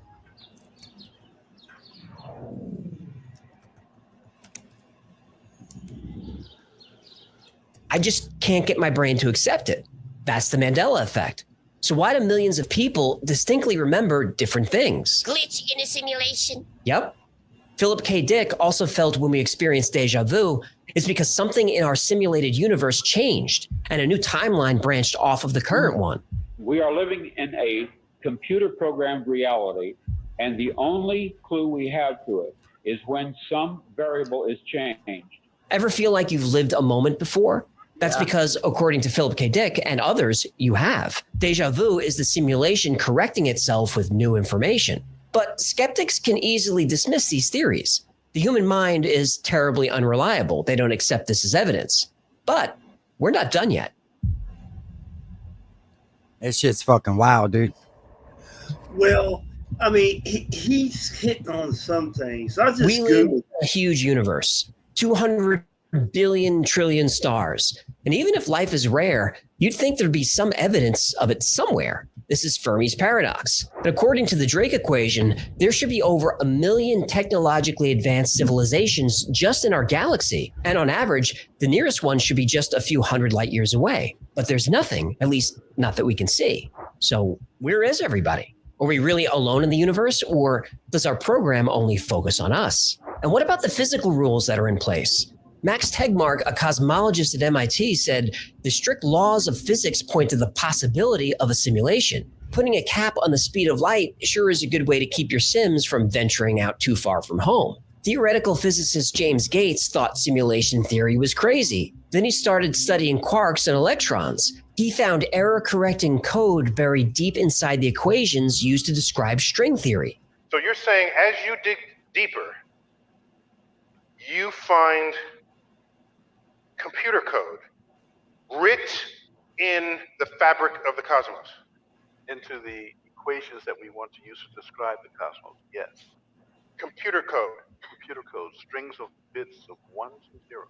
Dr. Gates has changed his mind about simulation theory. In 2017, a group of scientists at the University of Washington proved they can embed computer code into strands of DNA. Everything in nature is math. Look at the Fibonacci sequence. You get the Fibonacci sequence by adding 2 previous numbers in the sequence together. So 1 + 1 = 2, 2 + 1 = 3, I don't know who that was trying to come 3 up + 2 backstage. = 5, 5 + 3 = 8, and so on forever. You get the golden ratio, also called phi, by dividing two consecutive Fibonacci numbers. So the number 89 is a Fibonacci number. The next number in the sequence after 89 is 144. 144 divided by 89 is the golden ratio. It's about 1.618. We see Fibonacci numbers and the golden ratio everywhere. The number of petals on a flower is usually a Fibonacci number. Lilies have 3 petals, buttercups have 5, chicory has 21, and a daisy has 34. And the spacing of each petal is arranged in a circle according to the golden ratio. As trees grow, the number of branches they form is a Fibonacci number. And not just plants, animals too. The ratio of female to male honeybees in a colony is the golden ratio, 1.618.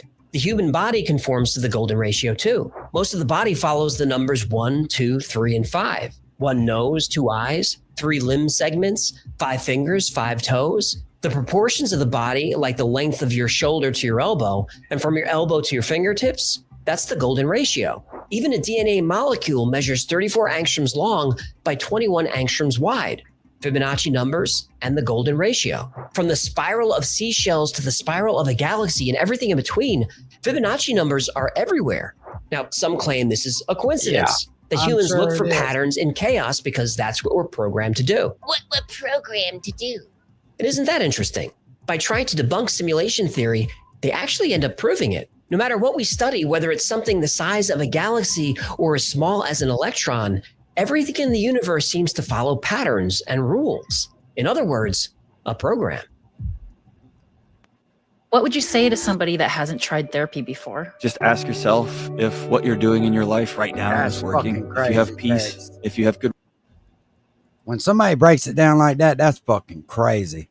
Hey, I don't know who that was trying to come up backstage, but that shit looked wild. It looked like somebody playing a video of somebody eating noodles.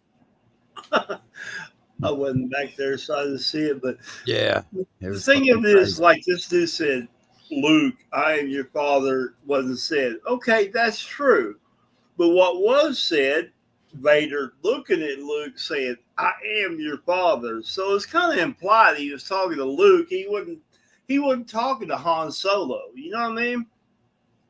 Because I Googled it after he said it. I said, I think he did say it. But yeah, I mean, we take all that. But hell, YouTube's the best lab to look at. How many people here ain't on reality, bro?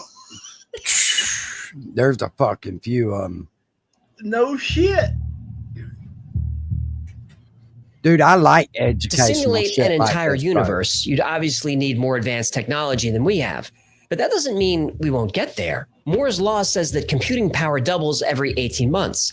And this has held true for about 50 years. Now, that is slowing You too, down a Copper little Top. bit, but Thanks for only coming in, because bro. of physical limitations. Assuming we can learn to make microchips smaller, and there's no doubt that we will, it's predicted that artificial intelligence could surpass human intelligence within the next 100 years. As Elon Musk points out, when he was a kid, the world's most advanced video game was Pong, 2 rectangles on a screen. 40 years later, video game technology is barely distinguishable from reality. He said that 6 years ago. And even in that short time, video game engines have become even more realistic. Look at this footage from Unreal Engine 5. When a world we can build feels as real as our own.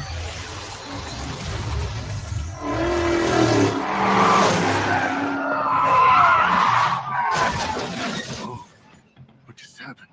Imagine what games are going to look like in the next 6 years, or the next 60, or the next 6,000. But simulating an entire universe, how big of a computer will we need? Well, it's estimated that there are 10 to the power of 80 atoms in the universe. Let me put that on the screen just for fun. Okay, that's a lot. If each particle needs 128 bits to calculate its position and momentum, you're at 10 to the power of 83 bits. And that's just for data storage. We also need computing power to track what each of those particles is doing. If we say 2 floating point operations per second, or 2 flops per particle, we're at 2 times 10 to the 80th power flops. There aren't even words for these numbers. And this is the computing power for just the stuff in the universe. What about human intelligence? The human brain can perform 100 trillion calculations per second, or 100 teraflops. Multiplied by billions of people, the numbers are ridiculous. To power all of this, the simulation would need access to multiple Dyson spheres, the megastructures that capture 100% of the energy of a star. Or the simulation would have to harness the energy from black holes. This is why famous physicists like Dr. Michio Kaku are not on board with simulation theory. He claims that simulating a universe is not scientifically possible. The only computer capable of simulating a universe is the universe itself.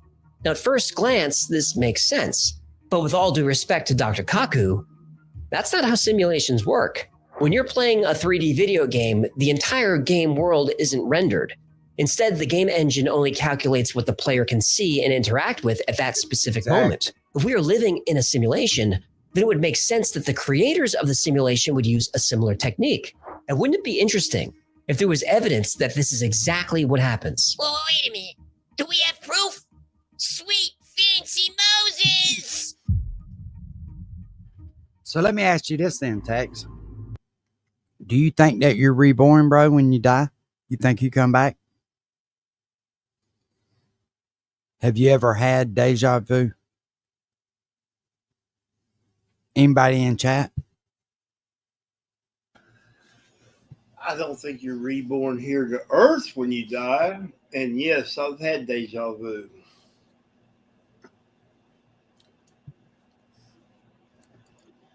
It's crazy, man. Supporters of simulation theory often point to video games as a way to explain, if not prove, that our reality is artificial. In a video game, the only data that is rendered is what the player sees or interacts with. If you're playing a video game and there's a car or building a mile away, that entire object isn't rendered. The game engine only renders the bare minimum of information to make the object look real. A distant building is rendered as just a few pixels, not that complicated.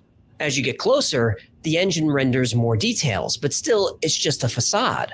The engine doesn't bother calculating what's inside the building until you actually go in. The game engine always knows how much data to send you and doesn't bother with anything else. If we live in a simulation, it would make sense that our reality is rendered the same way. And we could test this. Wait, what do you mean we can test this? Specifically, we can use the double slit experiment. Here's how it goes. If we fire particles in a straight line at a screen, after passing through a single slit, we would expect to see this clumping pattern on the screen. If we try this with a wave, we expect to see a pattern like this, where particles are most dense in the middle of the screen but radiate outward, similar to the clumping pattern. When we add a second slit, it starts to get fun. When the waves pass through the double slit, each slit creates its own wave. When those waves intersect, they cancel each other out. That creates a pattern like this. It's called an interference pattern. So particles passing through two slits create clumping patterns. Waves through two slits creates an interference pattern. Make sense? Yeah, I'm with you. Good. If we fire electrons through the slit, we see the clumping pattern as expected. An electron has mass, so it's a tiny bit of matter. So if we fire electrons through two slits, we should see two clumps. But we don't. We see the wave interference pattern. This shouldn't be happening. What's going on here? For years, scientists assumed that the electrons were colliding with each other, causing the wave pattern. But in the 60s, the experiment was modified so that only one electron at a time was fired through the slits. There was no way the electrons could interact with each other. Yet we still see an interference pattern. Scientists wanted to see what was causing this, so they added a detector to observe electrons as they pass through the slits. That's when things go from weird to paranormal. As soon as the detectors were installed, the interference pattern went away and the clumping pattern returned. Take the detectors away and the wave interference pattern is back. Huh. But that's a different result to what we had earlier. So here's the last bit of sneakiness that we can play with atoms. Surely now, we're going to get to grips with it. Leave the detector there, but just very quietly go and unplug it. Don't let the atoms know that you're not spying on them. Run the experiment again. Now, if you can explain this using common sense and logic, do let me know, because there's a Nobel Prize for you. It's as if the particles are aware they're being observed. Then physicist John Wheeler had an idea. He called it the delayed choice experiment. How it works is photons are projected through the double slit, but the detector is not activated until after they pass through the slit, but before they impact the screen. Photons were emitted as waves, passed through the slits as waves, but when the waves were observed before hitting the screen, they suddenly behaved like particles again. Still don't think there's an intelligence at work? Well, what Wheeler's experiment showed is that even though the electrons started as waves but behaved like particles after being observed, at the moment the decision to observe them was made, the electrons recorded themselves as having passed through the slits as particles. The electrons changed their state by going back in time. I personally find that I gravitate more towards the information theoretic point of view and believing that the universe that I exist in is a very good, high quality simulation. Now, this experiment is happening on a table in a lab, a very short distance. So what happens when we observe light coming from vast distances, like say a galaxy 100 million light years away? If light from a distant galaxy is projected through the double slit, it creates the wave interference pattern. But if we push those photons through a measuring apparatus to observe them, the wave again collapses all the way back to its source. This is called retrocausality. Simply by choosing to observe the photons this way, they reach back through time 100 million years and alter their state on the other side of the galaxy. But like a video game engine, it only does this if we're looking. Even though our universe is full of galaxies, those galaxies may not actually be there. If we're living in a simulation, then stars and galaxies could simply be projections, and only when we get up close would those projections become more detailed. This is an excellent way to save computational resources. And because we're stuck with the hard limit of the speed of light, getting to far off places is really difficult. Limiting the speed of light is a useful rule to have in place. Quantum mechanics like the double slit experiment and quantum entanglement only make sense if there's a program at work, because only the program can ignore the laws of physics and ignore the concept of time itself.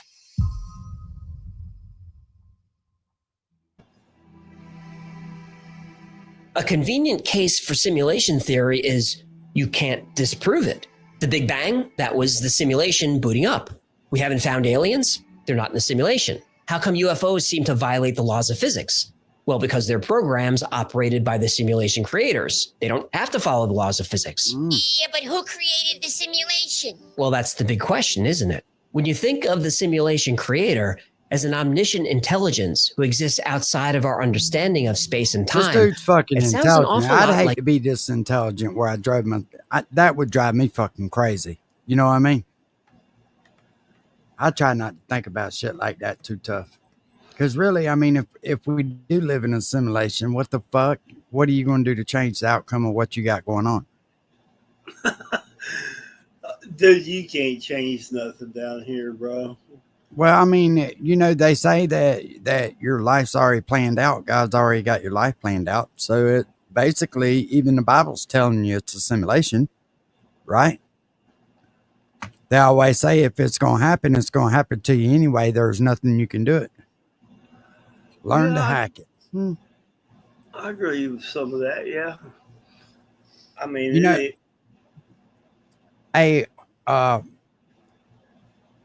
Tarjay, is that how you say that name? Tex. I'm not in YouTube. See it on the screen where it says learn to hack it. There's people that claim they've hacked the simulation or hacked the matrix.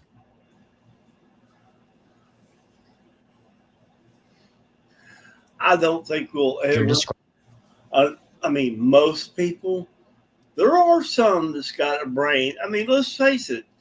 My brain does not work like Elon Musk's brain. I mean, and obviously he's a lot smarter than everybody who's been running NASA for fucking ever. You know what I mean? I mean, they ain't had a rocket back down on the platform right where it took off from. I mean, people's brains are, you know, it's nuts, man. Bro, having a smarter kid than you are, I had one of those. Yeah, not me too. Me too. They figured out how to make dad pay for everything and they just enjoy it. Pretty fucking smart if you ask me. Bribing God.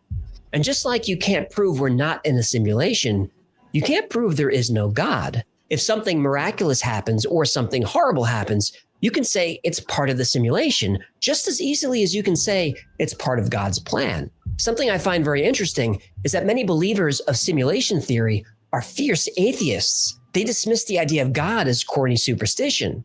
And there are plenty of devoutly religious people who dismiss provable science like evolution and the age of the earth. People on the religious side say that if there is no God and life is just a simulation, then nothing matters. Without God to guide us and sometimes punish us, depending on what you believe, our actions don't have consequences. I disagree.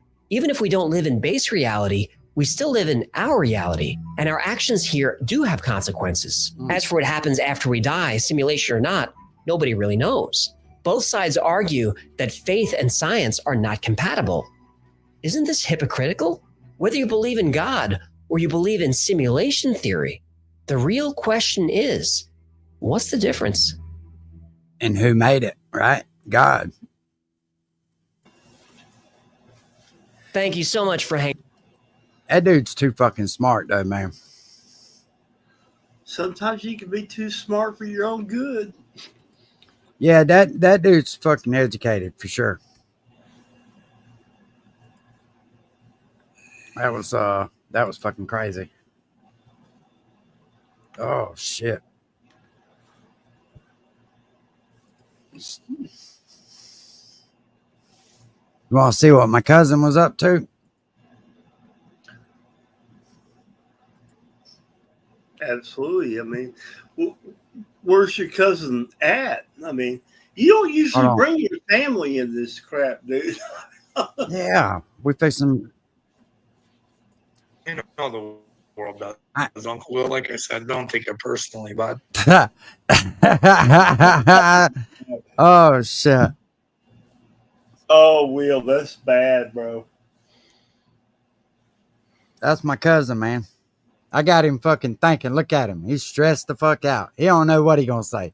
I'm gonna make this statement again because I'm gonna have to make it as many times as possible till, someone understands what I'm saying. I just want to make it known. I am not. My cousin does heroin. Sort of way. I'm a child of God. I know the rules that You are no child of God. You're a demon. Am I suicidal. Neither of those are a factor. So if old Carl ends up in the hospital in the next little bit, are you going? It ain't because he asked questions. You going? That ain't gonna be what's getting him in this time. It's gonna be because, well, he's letting truths out, and well, he almost got hacked. I know that's right. Put him in trouble. That's not fucking fair, right? I should be, as a man, be able to do whatever I fucking. Well, you let me know what I've said that ain't true, OG, because I'll tell you what ain't a conspiracy.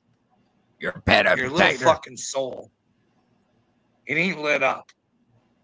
You ain't fucking with the truth. You tell me what I'd say is wrong if fucking. So last video I played, he said, I don't know what the truth is. And this motherfucker talking about the truth. Yo, I guarantee you Cashville's eating right now. So I looked on Cashville's Amazon wish list. It's honey buns, Twinkies, pork rinds, and barbecue tater chips. That's what's on Cashville's Christmas wish list. Damn it. You're on his nuts, man. Good in you. You tell me where I'm wrong, but you want to come in here and make me think that I'm fucking crazy. Fucking retards are going to pay for your own stupidity. I'm telling you right fucking now. God's real. There's people on this earth. Take a look at what's fucking going on. You don't think this is going to come to a head? That's somehow? a good point, Apple Creek. Heavily glazed honey We're all going to buns. have to pay for our own fucking Hey, I'm going to send that motherfucker some honey buns for Christmas. You watch and see.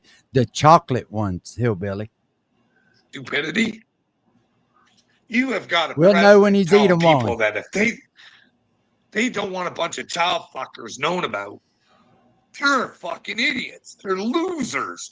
You are a fucking loser if you want to know who pedophiles are. Can you imagine? Donald Trump, you're a fucking joke. You got to dude. go. I know. You're I know.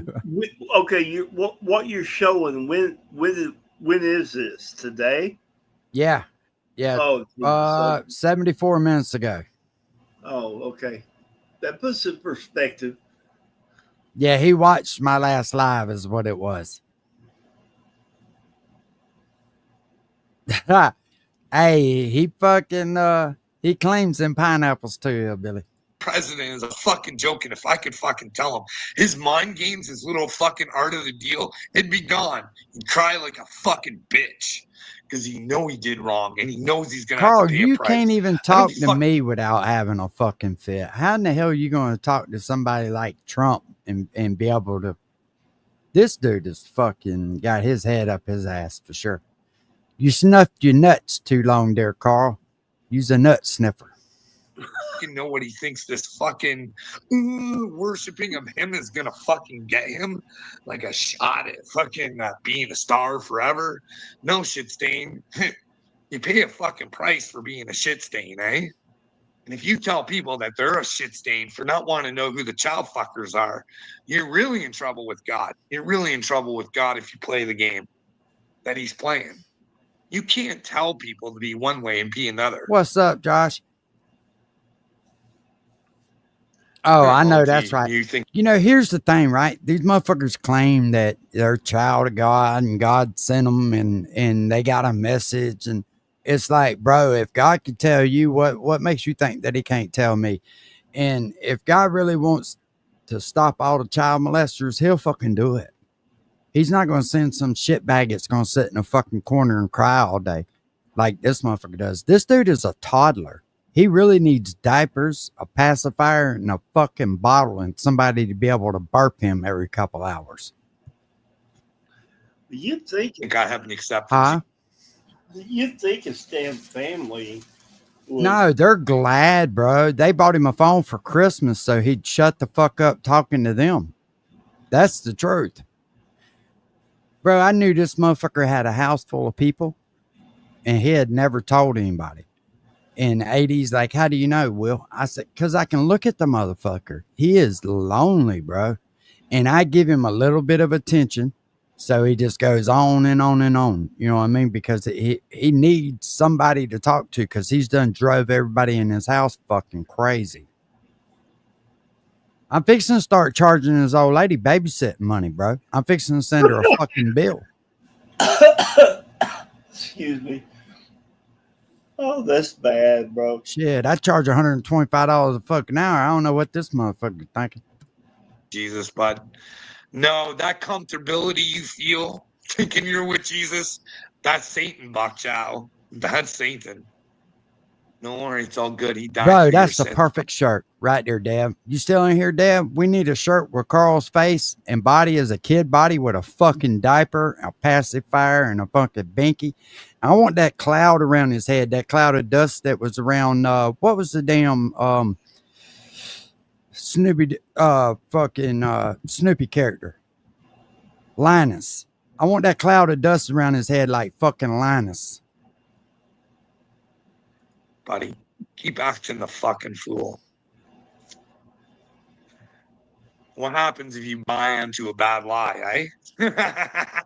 Oh, yeah. Come on, Carl. That's I'll just drop the stupidity. link for your dumb ass. Stupidity.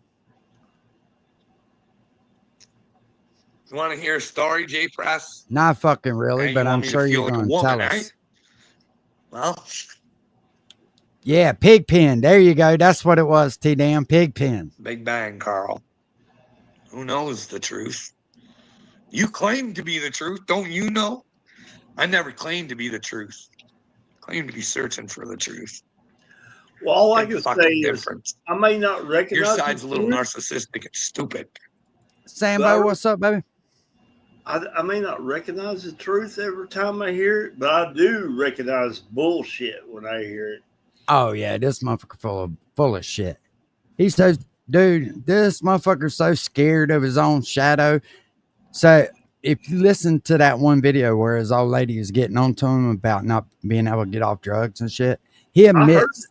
I heard it this morning here, you know? Yeah, but we didn't watch it all the way through because they go to talking about some dumb shit and I don't really give a fuck. But if you go to watching it all the way through, This motherfucker won't even go to the store. He will not leave his house. He is stuck inside.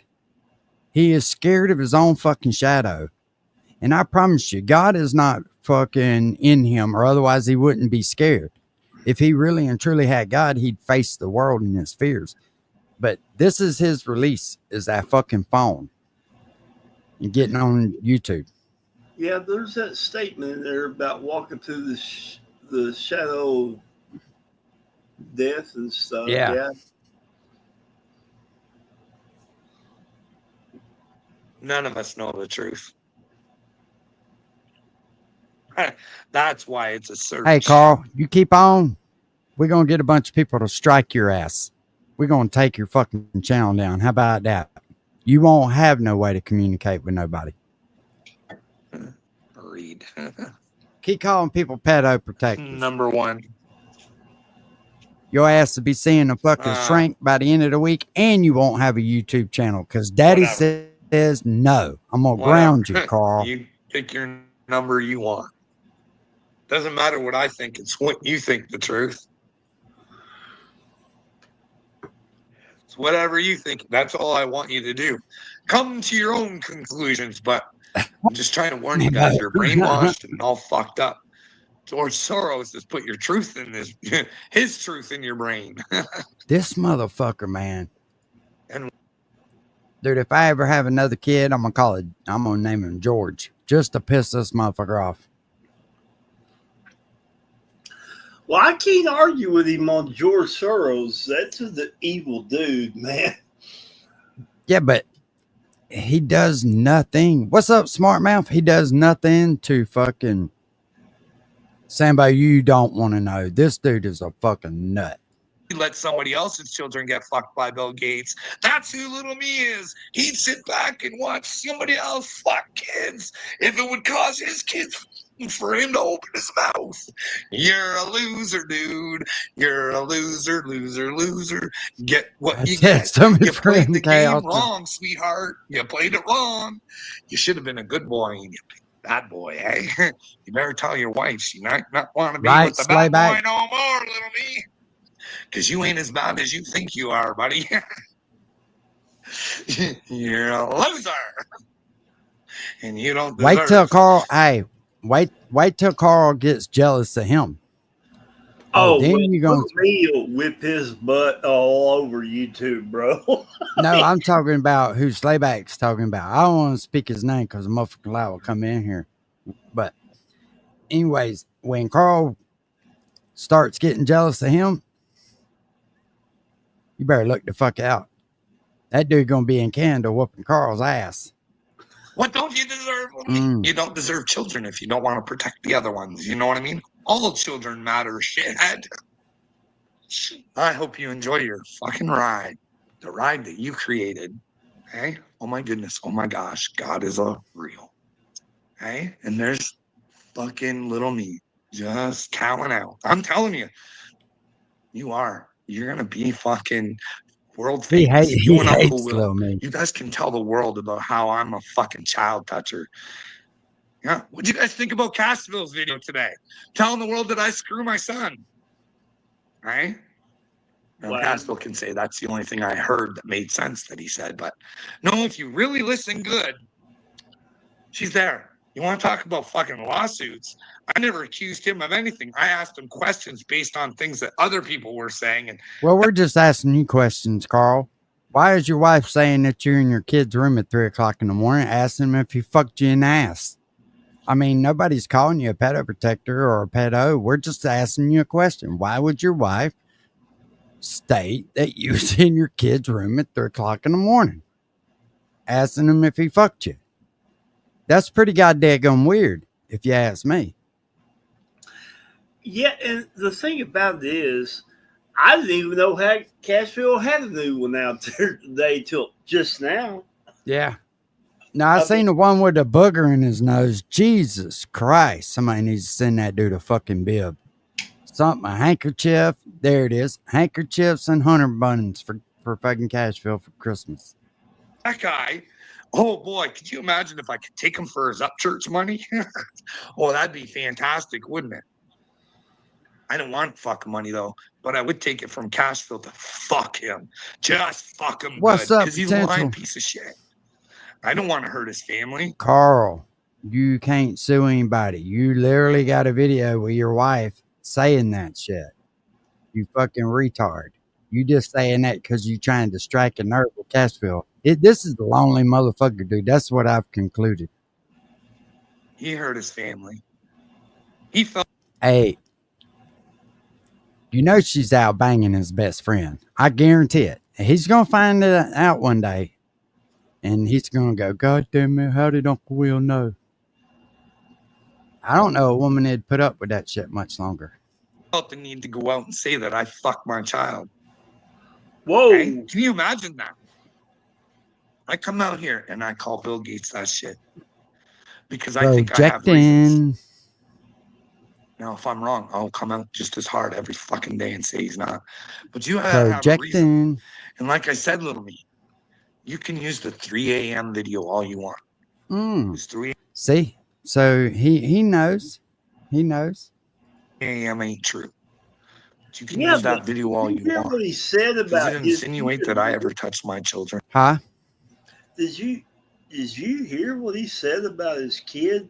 Like, back it up a few notches. I don't know how far. He's there. You want to talk about fucking lawsuits? I never accused him of anything. I asked him questions based on things that other people were saying. And that guy, Little oh boy, me. could you imagine if I could take him for his up church money? Oh, that'd be fantastic, wouldn't it? I don't want fucking money though, but I would take it from Cashville to fuck him. Just fuck him good, because he's a lying piece of shit. I don't want to hurt his family. He hurt his family. He felt the need to go out and say that I fucked my child. There it Okay? is. Can you imagine that? I come out here and I call Bill Gates that shit because I think I have reasons. Now, if I'm wrong, I'll come out just as hard every fucking day and say he's not. But you have a reason. And like I said, little me, you can use the 3 a.m. video all you want. This 3 a.m. ain't true. But you can use that video all you Well, want. somewhere it's true, Carl. It's on your fucking channel. There's some truth to it. Now, I'm sure your wife just didn't say that for no reason. Does it insinuate that I ever touched my children? Does it? Hey, am I mentally ill? Did I ask a fucking question? Yeah, I certainly did. But you guys can make your own fucking shit up and you can run with it all you want because you're going to take it to God. You're going to take it to God, bro. Yeah, I got yeah. my own problems to take to God, not yours. Mm-hmm. Yep. This motherfucker is a basket case, bro. He sees nothing wrong with what he said. That's the scary part. Like, his kid is fucking scarred from that. I guarantee it. Any kid would be. Oh, God, Dad thinks I fucked him in his ass. I mean, can you imagine? No. And why does Carl think that? You know why Carl thinks that, don't you? No, dude, I really His don't. kid's not straight, bro. I'm being serious. His kid is not straight. Not that that's the kid's fault. You know what I mean? He can't help who he's sexually attracted to. But what is this moron thinking that his son's attracted to him? That's fucked up, dude. No matter how you look at that. See, and he doesn't take any accountability for that.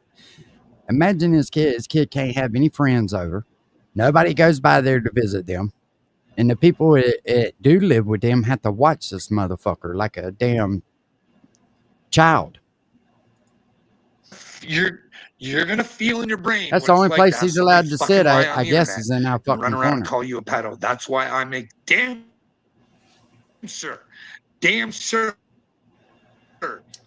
sure I just take the evidence that I have and I ask questions and I say nothing's guaranteed. Casey, I just that's say, how I hey, feel. maybe we need to start asking the questions. And it's based on other people's shit. Elon Musk told me Bill Gates fucking invested $50 million in Kamala so that the Epstein files wouldn't come out. Carl, you can't believe That's everything weird. the fucking news says, you retard. Still not fucking coming out. And then what's Elon telling me? Well, that's because Trump's on there, and no one fucking. But is that just to get JD Vance in there, or what? Bro, the this fuck is motherfucker's that? so stupid. I'm going to say this again, Carl, because I know you're fucking listening. If they had Trump on the Epstein's fucking list, Biden and them would have showed that motherfucker way long ago. Way long ago. Yeah, Rusty, for sure. That was weak. He was just looking for attention. That's all it was. Triple T had something, and this motherfucker tried to sell the phone call online on Cashflow. Did you see that?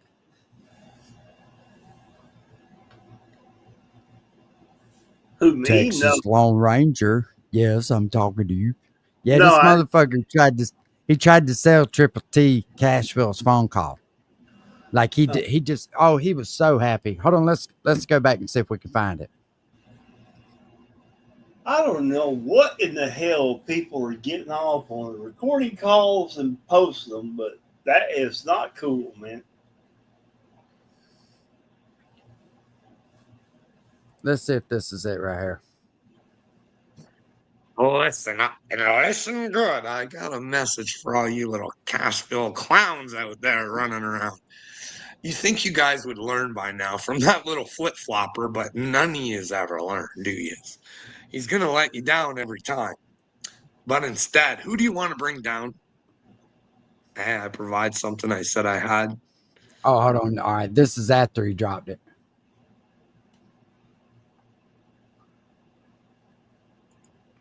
That dude needs to learn how to wear a cap. I can tell you that. Bro, he needs a fucking haircut.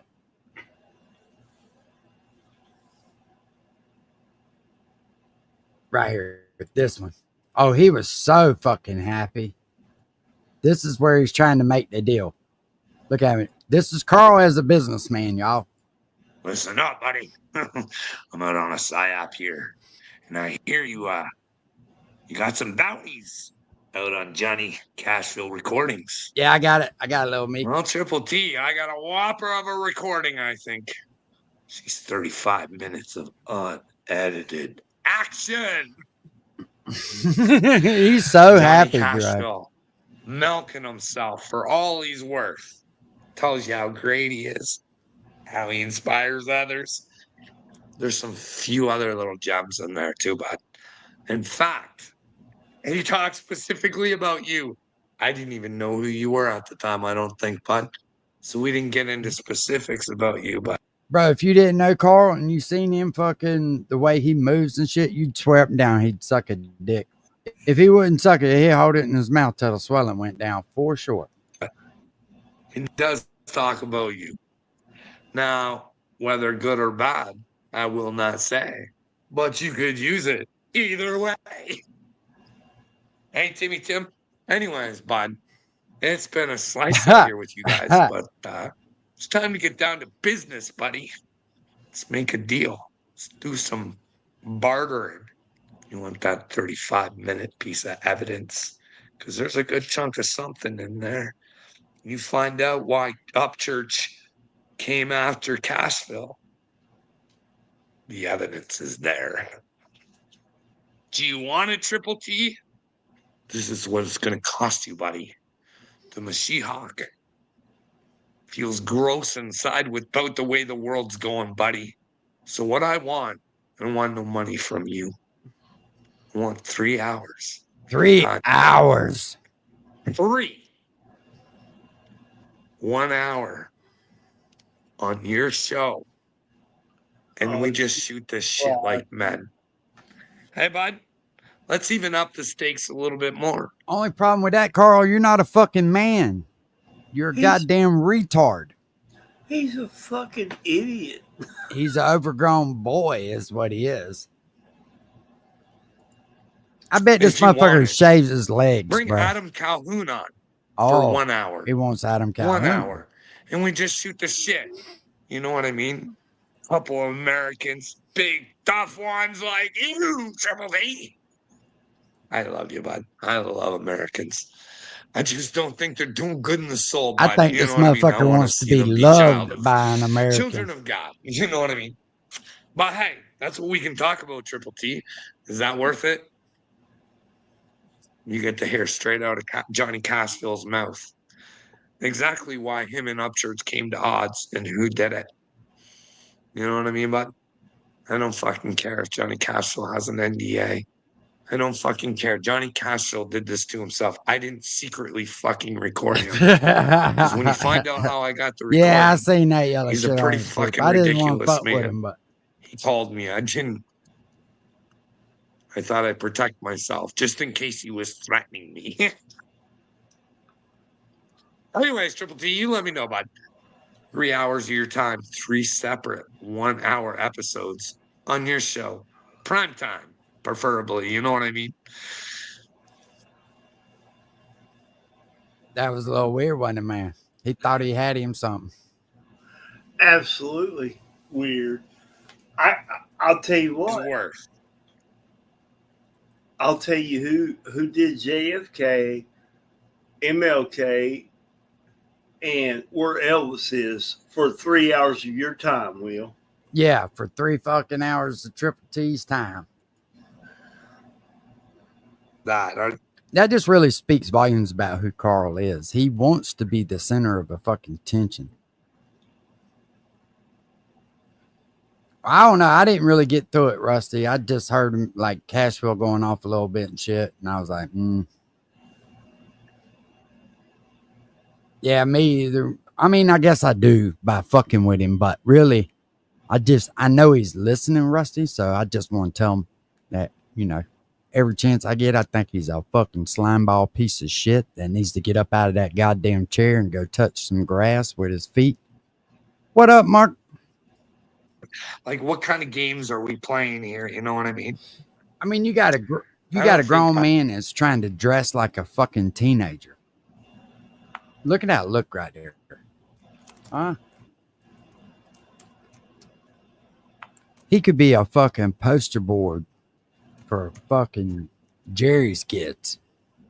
I think Trump thought he fucking did what Hitler did. I think he thought he had the Omega crew just fucking, no matter what he said, he would be God. Golden. He'd be the golden cow. Yeah, he definitely craves attention. But dude, his wife don't like to talk to him. And you can see that when she passes by him, he'll kind of glance at her and she'll just keep on going like he ain't even there. That's gotta be fucking hurtful. You know what I'm saying? This motherfucker went to talking about he can't leave because nobody will live there. List will be Epstein testifying in person. You don't think he gonna do, Mark?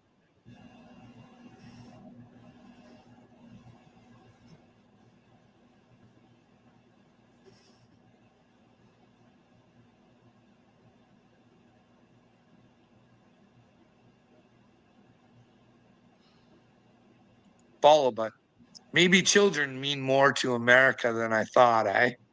It's just dealing with fucktards like you.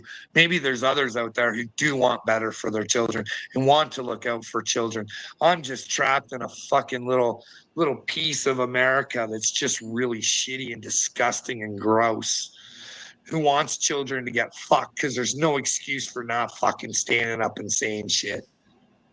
You watch Uncle Will. I didn't watch it. I seen that he did a thing on 9/11. What's your conclusion, Uncle Will? Should you ask some fucking questions? My conclusions is you're a fucking retard. That's what my conclusions are. Does your own fucking country hate you, retard? Hey, do I hate you? No, I always try and fucking... No, I don't hate you. You hate yourself because your country's taught you to. You're a fucking victim of your own fucking country, bud. Stop being a fucking victim. Oh, jackass exposed. We could see who boo-hoos, bitch. Good call coming in here. Huh? You wanted to announce yourself? Oh, Johnny Cashville. Hey, what do you think, Johnny? What do you think, buddy? I like you. Don't worry, bud. You can take that video down if you want. We got the triple recordings of it. Already done, bud. Don't worry about it. That's the Creek Squad way, eh?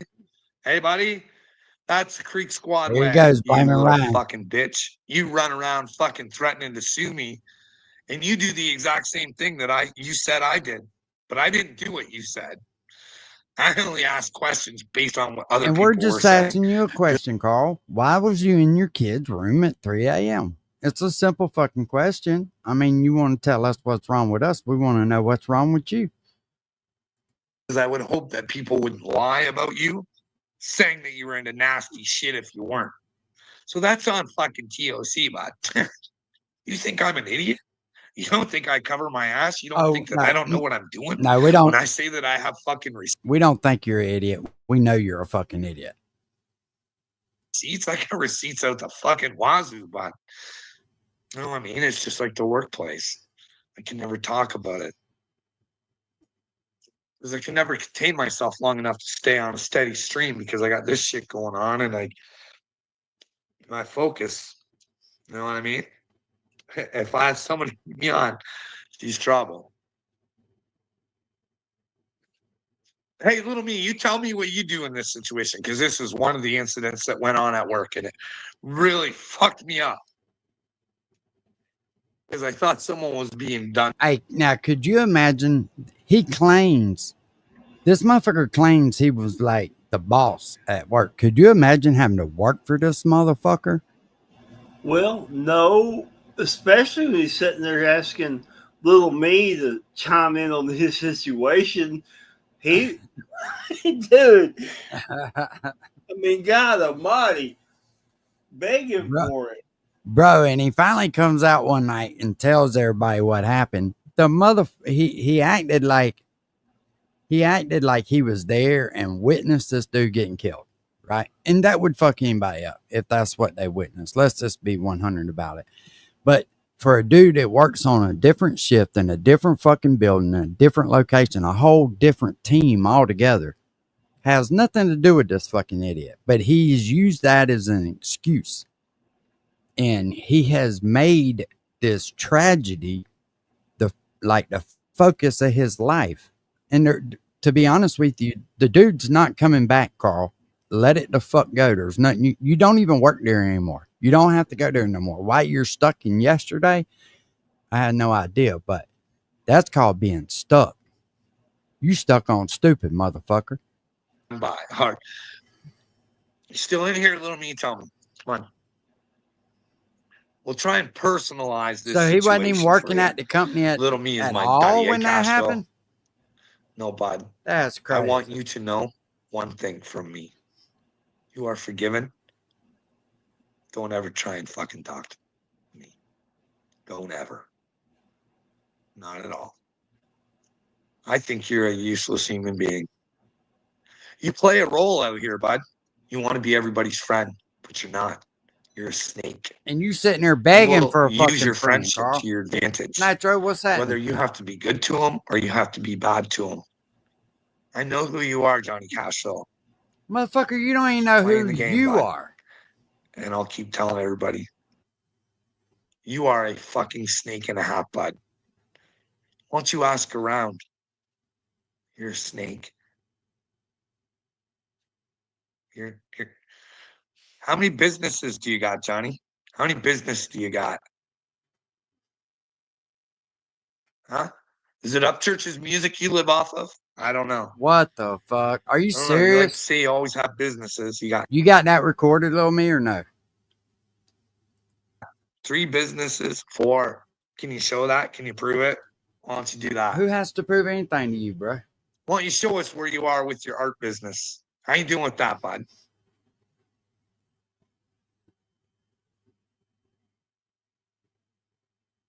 Well, why don't you show people, buddy? Because, hey, I thought you worked at a place that you took a picture. Maybe you were somewhere. I don't know, bud. I don't know who you are. I don't need to know, though, really. Now, just a second ago, he was claiming I he don't knew know. exactly We who sold he about was. 14 T-shirts last month. Not a lot, but I'm not just pushing it that much. All right, whatever, Cashel. He can't make up his mind. That's No, your he revenue can't. stream. I don't know, but I don't know. I don't know if it was. You think you'd be pushing your stuff more than your stupidity, right? You think you'd be pushing your art over your stupidity. But remember the phone call, bud? Oh, you don't like to roast. You don't like to hurt Now people. that makes sense. I'm for telling me. you, Lord Voldemort, he might fuck you up, bud. You might be biting off more than you can chew there. I don't think he's doing good in the brain, bud. And I'm not worried about him getting across the border because they checked everybody. You think I'm crazy? What's crazy about me, shit turd? Hey? What's crazy about me, Cashville? Come on, tell me. Tell me it's that. Well, I don't want the potatoes. Potatoes. You're a potato. Pedos to rock the children's world no more, right? I think there's some satanic shit. There's some leaders out there. Macrons, you know what I mean? Might be some fucking shit going on there. Whatever, dude. Cashville, don't take the blame for it. Fuck. Even when Jesus was here, he was saying, hey, guys, Satan's your master. It's not my father. I'm here to bring the father back. But nobody gets that. I appreciate you stopping in, Rusty. Because you got to be big and strong. And, well, the only people that can bring... I'm just waiting to see this motherfucker flip out because he does it every time. I'm just waiting. It looks like it's fixing to happen.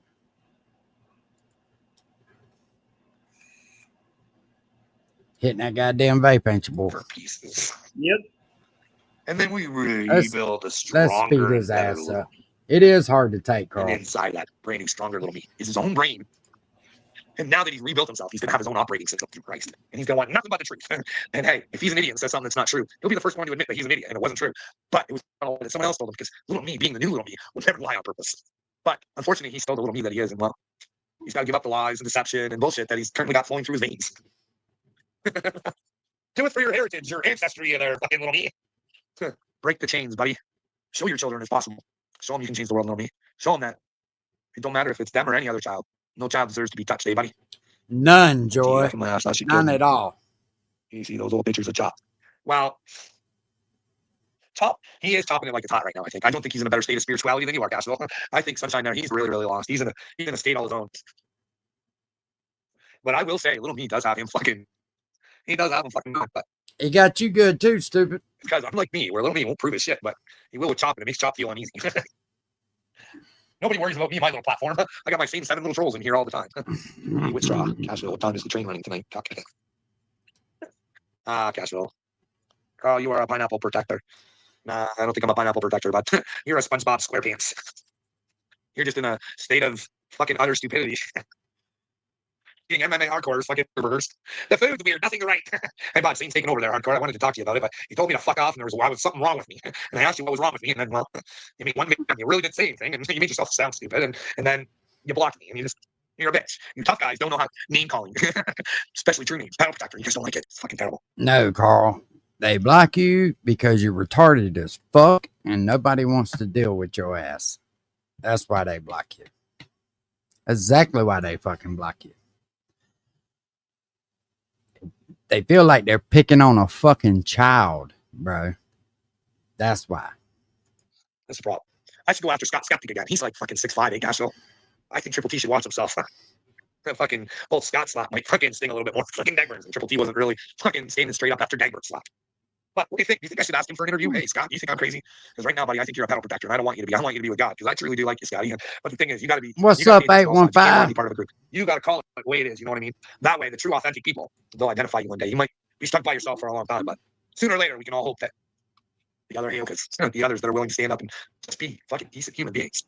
Follow the 10 Commandments and be the way Jesus would. This is the problem. Some of the fucking Christians, they think they're preaching and ramming it and shoving it down people's throats, telling them they're going to go to hell. No, this is the thing. I tell you guys, I don't know if there's hell. It's what you guys believe, but Johnny Cash, you and Church, you learned about hell, right? Do you fucking think he's real? So this motherfucker claims to be chosen, but don't know if hell is real. Can you imagine that?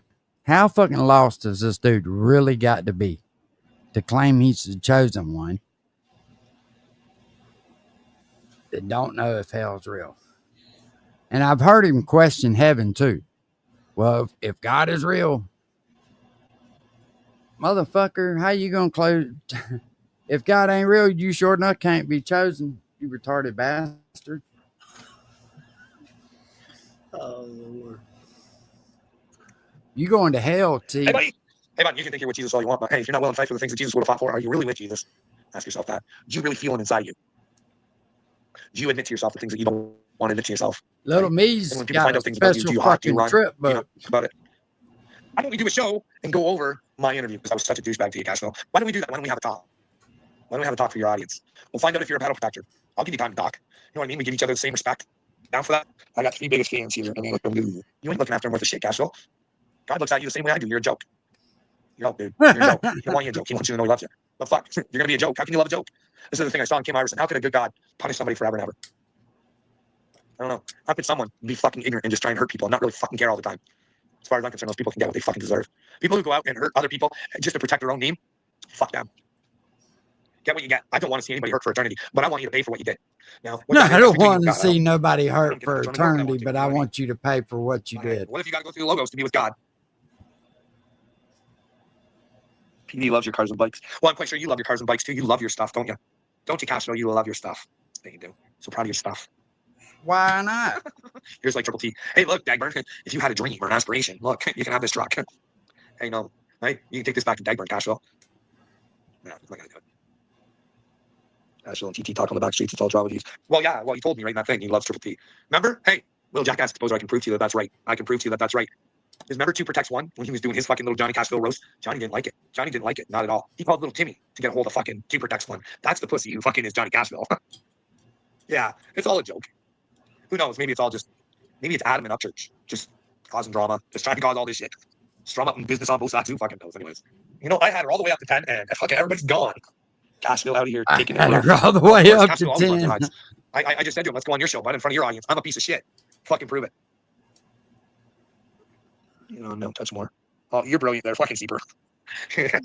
Well, bud, I've tried to ask you not to go the way it wait, but hey. And that hurts me to say, because that's fucking not a nice thing to say, but I'm a okay. I'm going to tell you the truth. Your body went the fuck down. If there's a fuck down, he went, and you're going to fuck down with him, and I don't think you're going to like what fuck down is, but that's only if you believe in fuck down. Because I don't know if there's a fuck down. I'm not going to fuck down. What the fuck is I'll this? stand out here and tell everybody that we. What the fuck did he just say? Oh, It's too fast for me. hold on. I'll slow it down. I'll slow it down just a little bit.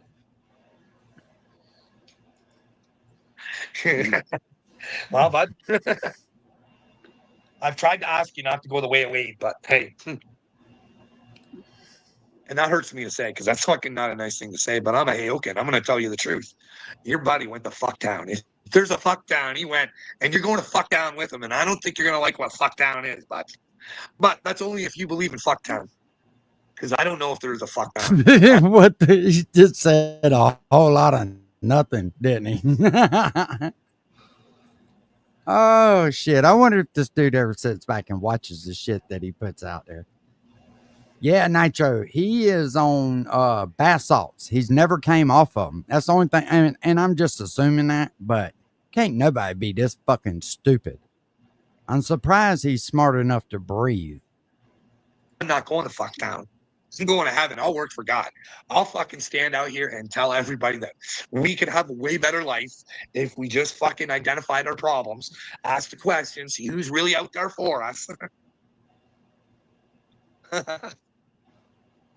Motherfucker, you couldn't identify a problem if it was on a flashcard and somebody gave you the damn answer, you retarded bastard. He's starting. Hillbilly, cheaper.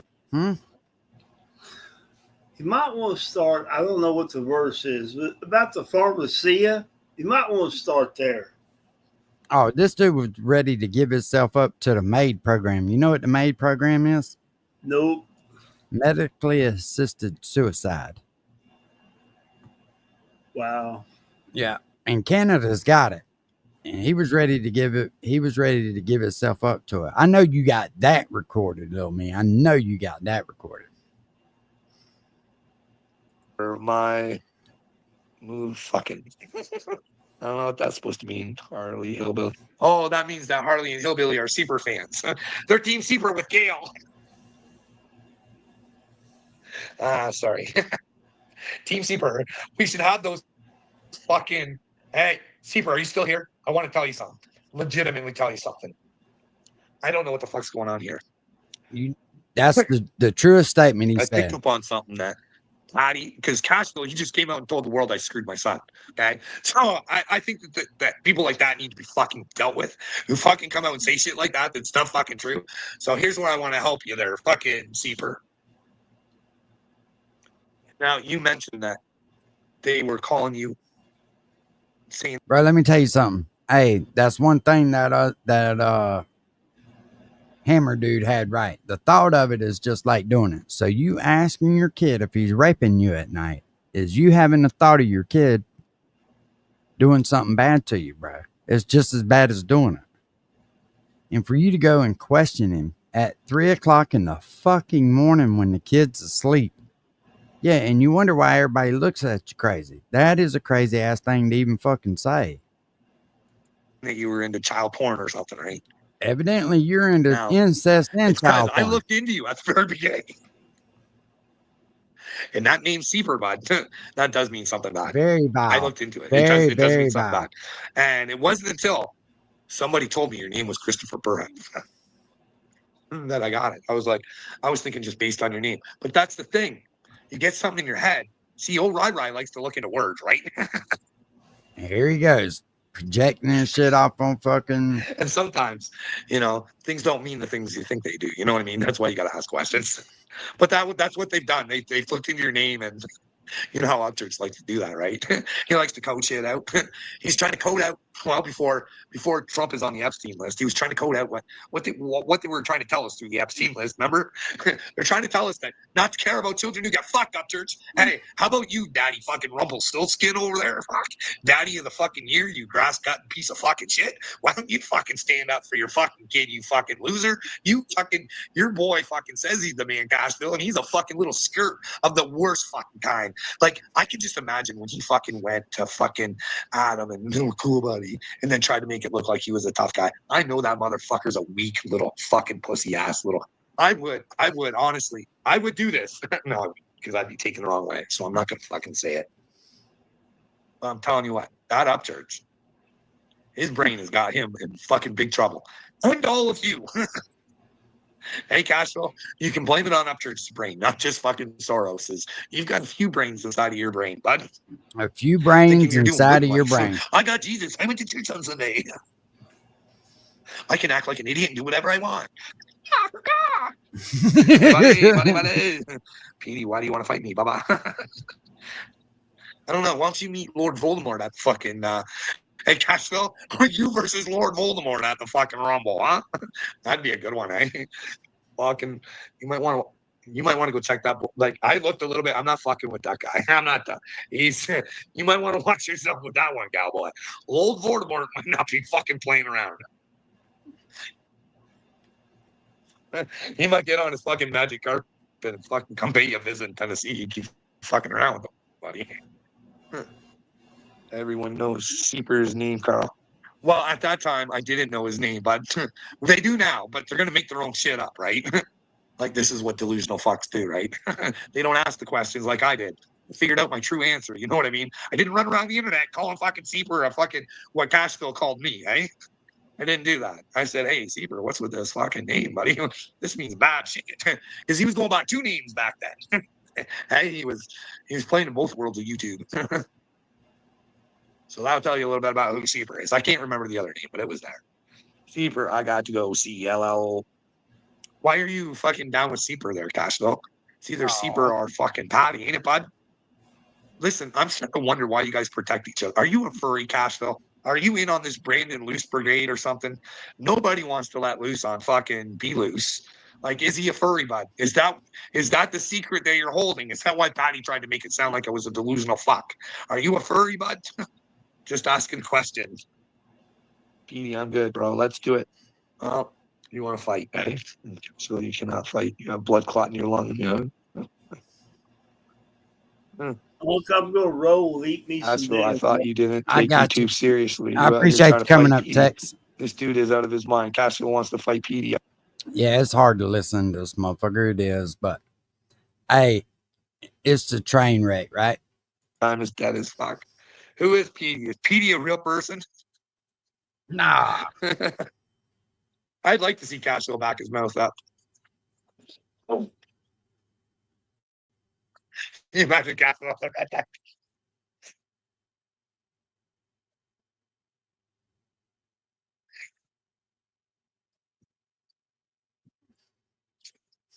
I'd love to see him and Lord Voldemort. Lord Voldemort. I'd like to see you be mouthy then. I'd like to see you be mouthy in front of Lord Voldemort like that there, Cashville. Hey, buddy, we'd see if you were a tough guy then. So, Seeper, what are we going to do about Beloose? Do you think him and Patty are still smitten by one another? And do you think it's a, well, the music Jesus industry is a Christ. sick place and people will do sick things for money. Do you think there's a secret triangle over in the Upchurch operation? Hey, do you think Ronnie and Beloose and Patty all come together and All bullshit aside, why is the only thing this dude thinks about is sex? Sex, sex, sex. That's all this dumb motherfucker thinks about. figure out how they can make Ryan look like a bigger retard so that when conservatorship comes, it's a lock and go. Didn't want to sell that catalog, eh, Upchurch? There it goes, 140 million. And hey, buddy, there's nothing you can fucking do, Upchurch. There's nothing you can do. Been there, brother. You've never been there, Carl. I don't think you've ever been anywhere. You fixing to go somewhere, though. I know that. Listen real good, Carl. The first thing they're going to do is they're going to come talk to you. They're going to grab you, one on each arm. They're going to lead you away. They're going to whisper sweet nothings in your ear. And it's going to be okay, buddy. We're going to help you. And as soon as they get you in that room, they're going to stick a needle right in your ass with a shot of Thorazine. And for about 12 hours straight, you're going to be in La La Land. You're going to do what they call the Thorazine shuffle. You're going to slobber all over yourself, which you do that anyway. You can go back and watch this motherfucker's videos. He has spit all over the goddamn house. He's like a fucking rabid dog just drooling. He can't help himself. They're going to put you in a straitjacket. And you're going to look like that dude in Little Meat's video with your balls itching. You're sitting there. And I hope you get a courtroom. But I don't know if you can control yourself long enough because that's what What's they're up? going for. They want you all fucking washed up. Not you, Carl. So Not that, you. you know, they tell you that This they're crazy Carl because on they the drove you screen. crazy. You go crazy in court. So, you're being fucked over by your mother, Upchurch. If you can't figure that out, you're a fucking ding dong. Hey, what brings two fucking strained lovers back? And you know, he talks about shit that was 2 years ago like it's today. Together? Hey, fucking Cassville. You're drinking yourself to death. Me? You got a problem with my diet Pepsi? Hey, buddy? That ain't Everyone Pepsi, sees you, bitch. Cashville. You're fake as fuck. Yep, Cashville. Yep. And then what happens to your businesses when they find out who you really are? Because you let them know. No one had to make anything up about you, Cashville. You've told your story to all of YouTube. Lily's right. You're as fake as fuck. You'll play any role you got to get where you gotta go. Sounds like you And on don't. that note, I gotta go. You must have seen me drinking. Did you see me drinking? How do you know I even drink? This is YouTube. I could be just like you, fake. Cashville, you're eating. If you put the squirrel suit on, you might can slide in there. Well, I don't want to slide in there. They're fucking. And this is what I'm trying to tell you guys. Patty is far more dangerous than you are, Seeper. You're fucking. For some reason, people fall for that fucking clown. I don't know. Hey, I don't know. Hey, Jesus said when he's coming for supper. That motherfucker about to give me a goddamn headache.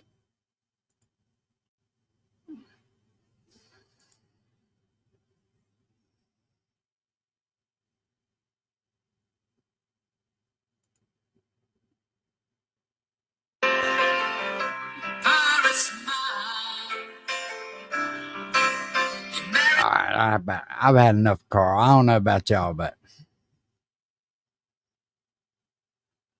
Tell